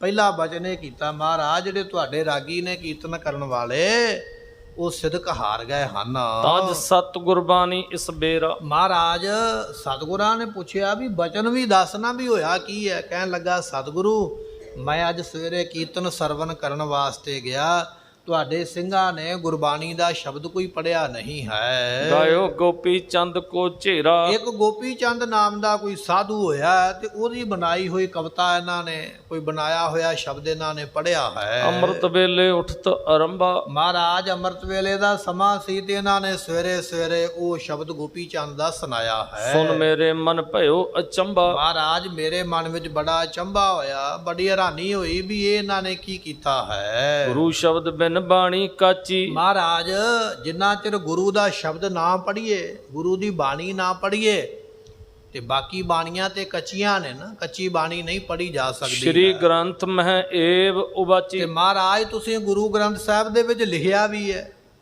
ਕਿ ਸਤਿਗੁਰੂ ਬਿਨਾ ਹੋਰ ਕੱਚੀ ਹੈ ਬਾਣੀ। ਕਹਿੰਦੇ ਕੱਚੇ, ਸੁਣਦੇ ਕੱਚੇ, ਕੱਚੀ ਆਖ ਵਖਾਣੀ। ਤੁਸੀਂ ਗੁਰੂ ਗ੍ਰੰਥ ਸਾਹਿਬ ਵਿੱਚ ਇਹ ਬਚਨ ਕਹਿੰਦੇ ਹੋ ਕਿ ਕੱਚੀ ਬਾਣੀ ਨਹੀਂ ਗਾਉਣੀ ਹੈ, ਕਿਉਂਕਿ ਕੱਚੀ ਬਾਣੀ ਕਹਿਣ ਵਾਲਾ ਵੀ ਕੱਚਾ ਹੈ, ਸੁਣਨ ਵਾਲਾ ਵੀ ਕੱਚਾ, ਜਿਹਦੀ ਨੀਂਹ ਰੱਖੀ ਜਾ ਰਹੀ ਉਹ ਵੀ ਕੱਚਾ ਹੀ ਰਹੇਗਾ। ਇੱਕ ਪਾਸੇ ਤੇ ਤੁਸੀਂ ਇਹ ਕਹਿੰਦੇ ਹੋ ਵੀ ਕੱਚੀ ਬਾਣੀ ਨਹੀਂ ਪੜ੍ਹਨੀ, ਸੁਣਨੀ ਹੈ, ਦੂਜੇ ਪਾਸੇ ਤੁਹਾਡੇ ਇਹਨਾਂ ਰਾਗੀ ਸਿੰਘਾਂ ਨੇ ਇੱਕ ਬਾਹਰੋਂ ਸ਼ਬਦ ਕਿਸੇ ਸਾਧੂ ਦਾ ਪੜ੍ਹ ਕੇ ਸੁਣਾਇਆ। ਮਹਾਰਾਜ ਇਹ ਠੀਕ ਨਹੀਂ ਕੀਤਾ ਹੈ। ਜਾਨ ਬੂਝ ਇਨ ਤਿਆਗਨ ਠਾਨੀ। ਤੇ ਮਹਾਰਾਜ ਜਾਣ ਬੁੱਝ ਕੇ ਗੁਰੂ ਗ੍ਰੰਥ ਸਾਹਿਬ ਦੀ ਬਾਣੀ ਵਿੱਚ ਕਿਹੜਾ ਸ਼ਬਦ ਘੱਟ ਨੇ ਵੀ ਜਿਹੜੇ ਸ਼ਬਦ ਮੋਗੇ ਇਹਨਾਂ ਨੇ ਤਾਂ ਉਹ ਪੜ੍ਹੇ, ਆਪਣੀ ਜਗ੍ਹਾ ਤੇ ਉਹ ਠੀਕ ਹੈ। ਮਹਾਰਾਜ ਗੁਰੂ ਗ੍ਰੰਥ ਸਾਹਿਬ ਦੀ ਬਾਣੀ ਵਿੱਚ ਬੇਅੰਤ ਸ਼ਬਦ ਨੇ, ਇਹਨਾਂ ਨੇ ਉਹ ਕਿਉਂ ਨਹੀਂ ਪੜ੍ਹੇ ਹਨ? ਭਾਈ ਗੁਰਦਾਸ ਦੀ ਬਾਣੀ ਪੜ੍ਹਨ ਦਾ ਵੀ ਸਾਨੂੰ ਹੁਕਮ ਹੈ ਵੀ ਉਹ ਵੀ ਆਪਾਂ ਭਾਈ ਗੁਰਦਾਸ ਦੀ ਬਾਣੀ ਵੀ ਪੜ੍ਹ ਸਕਦੇ ਹਾਂ। ਆਪਾਂ ਬਚਨ ਪੜ੍ਹਦੇ ਹਾਂ ਨਾ, ਦੂਰੋਂ ਦੇਖ ਡੰਡੌਰ ਕਰ ਛੱਡ ਸਿੰਘਾਸਨ ਹਰਜੀ ਆਏ। ਰਾਗੀ ਸਿੰਘ ਆਪਾਂ ਨੂੰ ਕਈ ਵਾਰੀ ਸ਼ਬਦ ਸਰਵਣ ਕਰਵਾਉਂਦੇ, ਇਹ ਸ਼ਬਦ ਗੁਰੂ ਗ੍ਰੰਥ ਸਾਹਿਬ ਦਾ ਥੋੜ੍ਹੀ ਹੈ, ਸ਼ਬਦ ਭਾਈ ਗੁਰਦਾਸ ਜੀ ਨੇ ਲਿਖਿਆ ਹੈ। ਇਸ ਤਰ੍ਹਾਂ ਦੇ ਹੋਰ ਵੀ ਕਈ ਸ਼ਬਦ ਨੇ ਜਿਹੜੇ ਆਪਾਂ ਸਰਵਣ ਕਰਦੇ ਆ। ਰਾਜਨ ਕੇ ਰਾਜਾ ਮਹਾਰਾਜਨ ਕੇ ਮਹਾਰਾਜਾ, ਐਸੋ ਰਾਜ ਛੋੜ ਦੂਜਾ ਔਰ ਕੌਣ ਧਿਆਈਐ। ਸ਼ਬਦ ਤੇ ਇਹ ਵੀ ਗੁਰੂ ਗ੍ਰੰਥ ਸਾਹਿਬ ਦਾ ਨਹੀਂ ਹੈ, ਸ਼ਬਦ ਤੇ ਇਹ ਵੀ 10ਵੇਂ ਪਾਤਸ਼ਾਹ ਨੇ ਲਿਖਿਆ ਹੈ, ਪਰ ਇਹ ਸ਼ਬਦ ਆਪਾਂ ਪੜ੍ਹ ਸਕਦੇ ਹਾਂ। ਇਹ ਖਾਲਸੇ ਦੀ ਮਰਿਆਦਾ ਵਿੱਚ ਜਾਂ ਆਪਾਂ ਕਹਿ ਲਈਏ ਵੀ ਅਕਾਲ ਤਖਤ ਸਾਹਿਬ ਦੇ ਵੱਲੋਂ ਇਹ ਸਾਰੀ ਬਾਣੀ ਪ੍ਰਮਾਣਿਤ ਹੈ। ਭਾਈ ਗੁਰਦਾਸ ਦੀ ਬਾਣੀ ਪੜ੍ਹ ਸਕਦੇ ਹਾਂ, ਗੁਰੂ ਗੋਬਿੰਦ ਸਿੰਘ ਦੀ ਬਾਣੀ ਪੜ੍ਹ ਸਕਦੇ ਹਾਂ, ਭਾਈ ਨੰਦ ਲਾਲ ਦੀ ਬਾਣੀ ਵੀ ਪੜ੍ਹ ਸਕਦੇ ਹਾਂ, ਅਤੇ ਗੁਰੂ ਗ੍ਰੰਥ ਸਾਹਿਬ ਦੀ ਬਾਣੀ ਤੇ ਪੜ੍ਹ ਹੀ ਸਕਦੇ ਹਾਂ। ਇਸ ਕਰਕੇ ਬੇਅੰਤ ਸ਼ਬਦ ਨੇ ਸਾਡੇ ਕੋਲ ਜਿਹੜੇ ਆਪਾਂ ਪੜ੍ਹ ਕੇ ਸੁਣਾ ਸਕਦੇ। ਸਿੱਖ ਦਾ ਸਵਾਲ ਇਹ ਹੈ ਵੀ ਇੰਨੀ ਬਾਣੀ ਦੇ ਹੁੰਦਿਆਂ ਤੁਹਾਡੇ ਸਿੰਘਾਂ ਨੇ ਗੁਰੂ ਗ੍ਰੰਥ ਸਾਹਿਬ ਦੇ ਵਿੱਚੋਂ ਸ਼ਬਦ ਕਿਉਂ ਨਹੀਂ ਪੜ੍ਹਿਆ ਹੈ? ਮਹਾਰਾਜ ਇਹਨਾਂ ਨੇ ਗਲਤੀ ਕੀਤੀ ਹੈ। ਵੇਲਾ ਕੀਰਤਨ ਕੇ ਗੁਰਬਾਣੀ। ਤੇ ਸਤਿਗੁਰੂ ਪਾਤਸ਼ਾਹ ਦੀ ਅਸੀਂ ਤੇ ਘਰੋਂ ਚੱਲ ਕੇ ਆਏ ਵੀ ਗੁਰਬਾਣੀ ਦੇ ਸੁਣਨ ਦਾ ਵੇਲਾ ਹੈ, ਅੰਮ੍ਰਿਤ ਵੇਲਾ, ਸਚ ਨਾਉ ਵਡਿਆਈ, ਇਹ ਤੁਸੀਂ ਲਿਖਿਆ ਹੈ। ਮੈਂ ਆਪਣੇ ਘਰ ਤੋਂ ਉੱਠਿਆ ਸਵੇਰੇ ਵੀ ਚਲੋ ਗੁਰੂ ਦਰਬਾਰ ਵਿੱਚ ਚੱਲੀਏ, ਉੱਥੇ ਨਿਤਨੇਮ ਸਰਵਣ ਕਰਾਂਗੇ, ਉੱਥੇ ਆਸਾ ਦੀ ਵਾਰ ਸਰਵਣ ਕਰਾਂਗੇ, ਉੱਥੇ ਗੁਰੂ ਦੀ ਬਾਣੀ ਸਰਵਣ ਕਰਾਂਗੇ। ਪਰ ਜਦੋਂ ਮੈਂ ਦਰਬਾਰ ਵਿੱਚ ਆਇਆ ਗੁਰੂ ਦੀ ਬਾਣੀ ਦੀ ਥਾਂ ਤੇ ਮੈਨੂੰ ਕਿਸੇ ਬਾਹਰਲੀ ਵਿਅਕਤੀ ਦੀ ਕਵਿਤਾ ਜਾਂ ਸ਼ਬਦ ਕਹਿ ਲਈ ਉਹ ਕੰਨਾਂ ਵਿੱਚ ਪਿਆ। ਮਹਾਰਾਜ ਇਹ ਮੇਰੀ ਸ਼ਿਕਾਇਤ ਹੈ, ਇਹ ਮੇਰੀ ਬਚਨ ਹੈ, ਆਪ ਜੀ ਦੇ ਅੱਗੇ ਬੇਨਤੀ ਹੈ। ਕਿਉਂ ਇਸ ਸਮੇਂ ਗਾਨ ਕੇ ਆਨਾ। ਤੇ ਮਹਾਰਾਜ ਇਹਨਾਂ ਨੇ ਕਿਉਂ ਇਹ ਗਾਇਆ ਹੈ ਸ਼ਬਦ? ਮੇਰਾ ਇਹ ਸਵਾਲ ਇਹ ਹੈ ਵੀ ਇਹਨਾਂ ਨੇ ਸ਼ਬਦ ਇਹ ਗਾਇਆ ਕਿਉਂ ਹੈ? ਗੁਰੂ ਗ੍ਰੰਥ ਸਾਹਿਬ ਵਿੱਚੋਂ ਕਿਉਂ ਨਹੀਂ ਗਾਇਆ? ਭਾਈ ਗੁਰਦਾਸ ਦੀਆਂ ਵਾਰਾਂ ਵਿੱਚੋਂ ਕਿਉਂ ਨਹੀਂ ਗਾਇਆ? ਤੁਹਾਡੀ ਬਾਣੀ ਹੈ ਮਹਾਰਾਜ, ਉਹਦੇ ਵਿੱਚੋਂ ਕਿਉਂ ਨਹੀਂ ਗਾਇਆ? ਇਹਨਾਂ ਨੇ ਉਹ ਕਿਉਂ ਪੜ੍ਹਿਆ ਹੈ? ਸਵੇਰੇ ਸਵੇਰੇ ਇਹਨਾਂ ਨੇ ਇਹ ਕੰਮ ਕਿਉਂ ਕੀਤਾ ਹੈ? ਇਹ ਨਹੀਂ ਕਰਨਾ ਚਾਹੀਦਾ ਹੈ। ਸੁਨ ਕਲਗੀਧਰ ਬਾਕ ਬਖਾਨਾ। ਗੁਰਮੁਖੋ ਇਹ ਬਚਨ 5ਵੇਂ ਪਾਤਸ਼ਾਹ ਦੇ ਟਾਈਮ ਤੇ ਵੀ ਆਇਆ ਹੈ। ਇੱਕ ਦਿਨ 5ਵੇਂ ਪਾਤਸ਼ਾਹ ਮਹਾਰਾਜ ਜੀ ਦਰਬਾਰ ਸਾਹਿਬ ਨਮਸਕਾਰ ਕਰਨ ਜਾ ਰਿਹਾ ਹੈ, ਅੱਗੇ ਰਾਗੀ ਸਿੰਘ ਸ਼ਬਦ ਪੜ੍ਹਦੇ ਪਏ ਤੇ ਸਤਿਗੁਰੂ ਬਾਹਰ ਬੈਠੇ ਸ਼ਬਦ ਸਰਵਣ ਕਰਦੇ ਪਏ। ਜਦੋਂ ਸ਼ਬਦ ਪੂਰਾ ਪੜ੍ਹਿਆ ਨਾ ਰਾਗੀ ਸਿੰਘਾਂ ਨੇ, ਤੇ ਸਤਿਗੁਰਾਂ ਨੇ ਬੁਲਾਇਆ, ਸਿੱਖਾਂ ਨੂੰ ਭੇਜਿਆ ਵੀ ਜਾਓ ਭਾਈ ਰਾਗੀ ਸਿੰਘਾਂ ਨੂੰ ਬੁਲਾ ਕੇ ਲਿਆਓ। ਬੁਲਾ ਕੇ ਲਿਆਂਦਾ। ਮਹਾਰਾਜ ਕਹਿਣ ਲੱਗੇ ਵੀ ਆਹ ਜਿਹੜਾ ਸ਼ਬਦ ਤੁਸੀਂ ਪੜ੍ਹਿਆ ਹੈ ਇਹ ਤੁਸੀਂ ਕਿੱਥੋਂ ਪੜ੍ਹਿਆ ਹੈ? ਉਹ ਰਾਗੀ ਸਿੰਘ ਕਹਿਣ ਲੱਗੇ ਮਹਾਰਾਜ ਇਹ ਵੱਡੇ ਸਤਿਗੁਰਾਂ ਦੀ ਬਾਣੀ ਹੈ ਤੇ ਉਹ ਬਾਣੀ ਅਸੀਂ ਪੜ੍ਹੀ ਹੈ। ਮਹਾਰਾਜ ਕਹਿਣ ਲੱਗੇ ਵੀ ਤੁਹਾਨੂੰ ਕਿਵੇਂ ਪਤਾ ਵੀ ਇਹ ਸਤਿਗੁਰਾਂ ਦੀ ਬਾਣੀ ਹੈ? ਉਹਨਾਂ ਨੇ ਉਹ ਸ਼ਬਦ ਮਹਾਰਾਜ ਦੇ ਅੱਗੇ ਕਰ ਦਿੱਤਾ। ਕਹਿਣ ਲੱਗੇ ਆ ਵੇਖੋ ਮਹਾਰਾਜ, ਜਿੱਥੇ ਜਾ ਕੇ ਸ਼ਬਦ ਸੰਪੂਰਨ ਹੁੰਦਾ ਨਾ, ਸਭ ਤੋਂ ਅਖੀਰਲੀ ਪੰਕਤੀ ਉੱਥੇ ਗੁਰੂ ਨਾਨਕ ਸਾਹਿਬ ਦਾ ਨਾਮ ਲਿਖਿਆ ਹੈ। ਤੇ ਜਿਸ ਬਾਣੀ ਵਿੱਚ ਗੁਰੂ ਨਾਨਕ ਸਾਹਿਬ ਦਾ ਨਾਮ ਆ ਗਿਆ ਉਹ ਤੇ ਫਿਰ ਬਾਣੀ ਗੁਰੂ ਦੀ ਹੋਈ ਨਾ। ਮਹਾਰਾਜ ਕਹਿਣ ਲੱਗੇ ਨਹੀਂ ਭਾਈ, ਇਸ ਤਰ੍ਹਾਂ ਤੇ ਜਿਹੜਾ ਮਰਜ਼ੀ ਬੰਦਾ ਸ਼ਬਦ ਲਿਖ ਲਵੇ ਤੇ ਥੱਲੇ ਜਾ ਕੇ ਗੁਰੂ ਨਾਨਕ ਸਾਹਿਬ ਦਾ ਨਾਮ ਲਿਖ ਦੇਵੇ, ਇਸ ਤਰ੍ਹਾਂ ਕਹਿਣ ਦੇ ਨਾਲ ਉਹ ਸ਼ਬਦ ਗੁਰੂ ਨਾਨਕ ਸਾਹਿਬ ਦਾ ਨਹੀਂ ਬਣ ਜਾਣਾ ਹੈ, ਉਹ ਬਾਣੀ ਕੱਚੀ ਦੀ ਕੱਚੀ ਰਹਿਣੀ ਹੈ। ਇਹ ਕਹਿਣ ਲੱਗੇ ਮਹਾਰਾਜ ਵੀ ਤੁਹਾਨੂੰ ਇਹ ਕਿਵੇਂ ਪਰਖ ਆਈ ਹੈ? ਸਿੱਖਾਂ ਨੇ ਸਵਾਲ ਕਰ ਦਿੱਤਾ ਤੇ ਸਤਿਗੁਰੂ ਜਵਾਬ ਦਿੰਦੇ ਕਹਿਣ ਲੱਗੇ ਕਮਰੇ ਦੇ ਵਿੱਚ 15 ਬੰਦੇ ਬੈਠੇ ਨੇ, 20 ਬੰਦੇ ਬੈਠੇ ਹੋਏ। ਉਹਨਾਂ 15-20 ਬੰਦਿਆਂ ਦੇ ਵਿੱਚੋਂ ਇੱਕ ਬੰਦੇ ਦੀ ਔਰਤ ਕਮਰੇ ਤੋਂ ਬਾਹਰ ਹੈ। ਪਰ ਉਹਨੂੰ 15 ਬੰਦਿਆਂ ਦੀ ਆਵਾਜ਼ ਬਾਹਰ ਸੁਣਦੀ ਪਈ ਹੈ। ਉਹ 15 ਬੰਦਿਆਂ ਦੀ ਆਵਾਜ਼ ਸੁਣ ਕੇ ਇਹ ਗੱਲ ਦੱਸ ਦੇਵੇਗੀ ਮੇਰਾ ਪਤੀ ਅੰਦਰ ਇਹਨਾਂ 15 ਵਿੱਚ ਹੈ ਕਿ ਨਹੀਂ ਹੈ। ਇੱਕ ਇਸਤਰੀ ਆਪਣੇ ਬੰਦੇ ਦੀ ਆਵਾਜ਼ ਪਛਾਣਦੀ ਹੈ, ਭਾਵੇਂ ਅੰਦਰ 20 ਬੰਦੇ ਗੱਲਾਂ ਕਰਦੇ ਹੋ। ਉਹ ਬੀਬੀ ਨੂੰ ਇਹ ਨਹੀਂ ਪਤਾ ਵੀ ਅੰਦਰ ਕੌਣ ਕੌਣ ਹੈ, ਉਹ ਬਾਹਰ ਹੀ ਖੜੀ ਹੋਈ ਹੈ, ਪਰ ਬਾਹਰ ਉਹ ਕੰਨਾਂ 'ਚ ਆਵਾਜ਼ ਪੈ ਗਈ, ਉਹ ਦੱਸ ਦੇਵੇਗੀ ਵੀ ਇਹਨਾਂ 20 ਬੰਦਿਆਂ ਵਿੱਚ ਮੇਰਾ ਪਤੀ ਵੀ ਹੈ।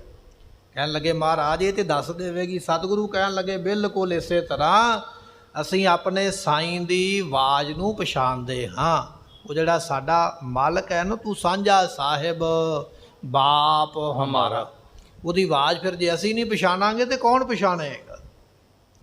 ਸਿੱਖ ਮੰਨ ਗਿਆ, ਕਹਿਣ ਲੱਗੇ ਮਹਾਰਾਜ ਠੀਕ ਤੁਸੀਂ ਪਛਾਣ ਲਿਆ ਹੈ, ਪਰ ਸਾਡੇ ਕੋਲੋਂ ਗਲਤੀ ਤਾਂ ਹੋਈ ਅਸੀਂ ਤੇ ਗੁਰੂ ਨਾਨਕ ਸਾਹਿਬ ਦਾ ਨਾਮ ਵੇਖਿਆ।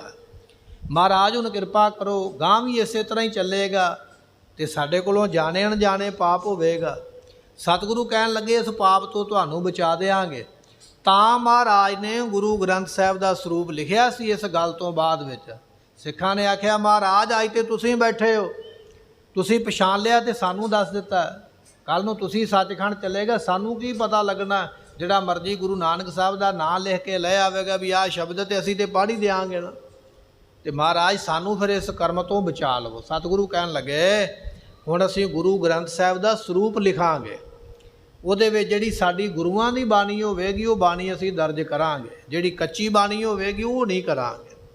ਤੇ ਫਿਰ ਜਦੋਂ ਤੁਸੀਂ ਬਾਣੀ ਪੜ੍ਹਨੀ ਹੈ ਨਾ, ਫਿਰ ਗੁਰੂ ਗ੍ਰੰਥ ਸਾਹਿਬ ਦੇ ਵਿੱਚੋਂ ਪੜ੍ਹ ਲਿਓ ਤੇ ਉਹ ਬਾਣੀ ਸੱਚੀ ਤੇ ਪੂਰੀ ਹੋਵੇਗੀ। ਤਾਂ ਗੁਰੂ ਗ੍ਰੰਥ ਸਾਹਿਬ ਦਾ ਸਰੂਪ ਲਿਖਿਆ ਗੁਰੂ ਅਰਜਨ ਦੇਵ ਜੀ। ਲਿਖਣ ਦਾ ਕਾਰਨ ਇਹ ਸੀਗਾ, ਕੁਝ ਲੋਕ ਆਪਣੇ ਕੋਲੋਂ ਕਵਿਤਾ ਸ਼ਬਦ ਲਿਖ ਕੇ ਥੱਲੇ ਗੁਰੂ ਨਾਨਕ ਸਾਹਿਬ ਦਾ ਨਾਂ ਲਿਖਿਆ, ਆਖਿਆ ਤੇ ਗੁਰੂ ਦੀ ਬਾਣੀ ਹੈ। ਇਹ ਸਿੱਖ ਵੀ ਕਹਿੰਦਾ ਪਿਆ, ਕਹਿਣ ਲੱਗਾ ਮਹਾਰਾਜ ਵੀ ਇਹਨਾਂ ਨੇ ਇਹ ਸ਼ਬਦ ਕਿਉਂ ਪੜ੍ਹਿਆ ਹੈ, ਗੁਰੂ ਦੀ ਬਾਣੀ ਕਿਉਂ ਨਹੀਂ ਪੜ੍ਹੀ ਹੈ। ਧੰਨ ਗਰੀਬ ਨਵਾਜ ਗੁਰੂ ਗੋਬਿੰਦ ਸਿੰਘ ਮਹਾਰਾਜ ਜੀਆਂ ਨੇ ਇਹਦੀ ਬੇਨਤੀ ਸੁਣ ਲਈ ਹੈ। ਹੁਣ ਮਹਾਰਾਜ ਇਹਨੂੰ ਜਵਾਬ ਕੀ ਦੇਣਗੇ ਅਤੇ ਰਾਗੀ ਸਿੰਘਾਂ ਨੂੰ ਬੁਲਾ ਕੇ ਕੀ ਕਹਿਣਗੇ, ਇਹਦੇ ਵਿੱਚੋਂ ਸਾਨੂੰ ਸਿੱਖਿਆ ਕੀ ਮਿਲਣੀ ਹੈ, ਆਪਾਂ ਕੱਲ੍ਹ ਦੇ ਦੀਵਾਨ ਵਿੱਚ ਸਰਵਣ ਕਰਾਂਗੇ। ਸਮੇਂ ਦੀ ਸਮਾਪਤੀ, ਭੁੱਲਾਂ ਦੀ ਮੁਆਫੀ। ਲੇਖਾ ਕਤਹਿ ਨ ਛੂਟੀਐ, ਅਨਖੈ ਨ ਭੁੱਲਣ ਹਾਰ, ਬਖਸ਼ਣ ਹਾਰ ਬਖਸ਼ ਲੈ, ਨਾਨਕ ਪਾਰ ਉਤਾਰ। ਵਾਹਿਗੁਰੂ ਜੀ ਕਾ ਖਾਲਸਾ, ਵਾਹਿਗੁਰੂ ਜੀ ਕੀ ਫਤਿਹ। ਸਤਨਾਮ ਸ੍ਰੀ ਗੁਰੂ ਸਾਹਿਬ ਜੀਓ।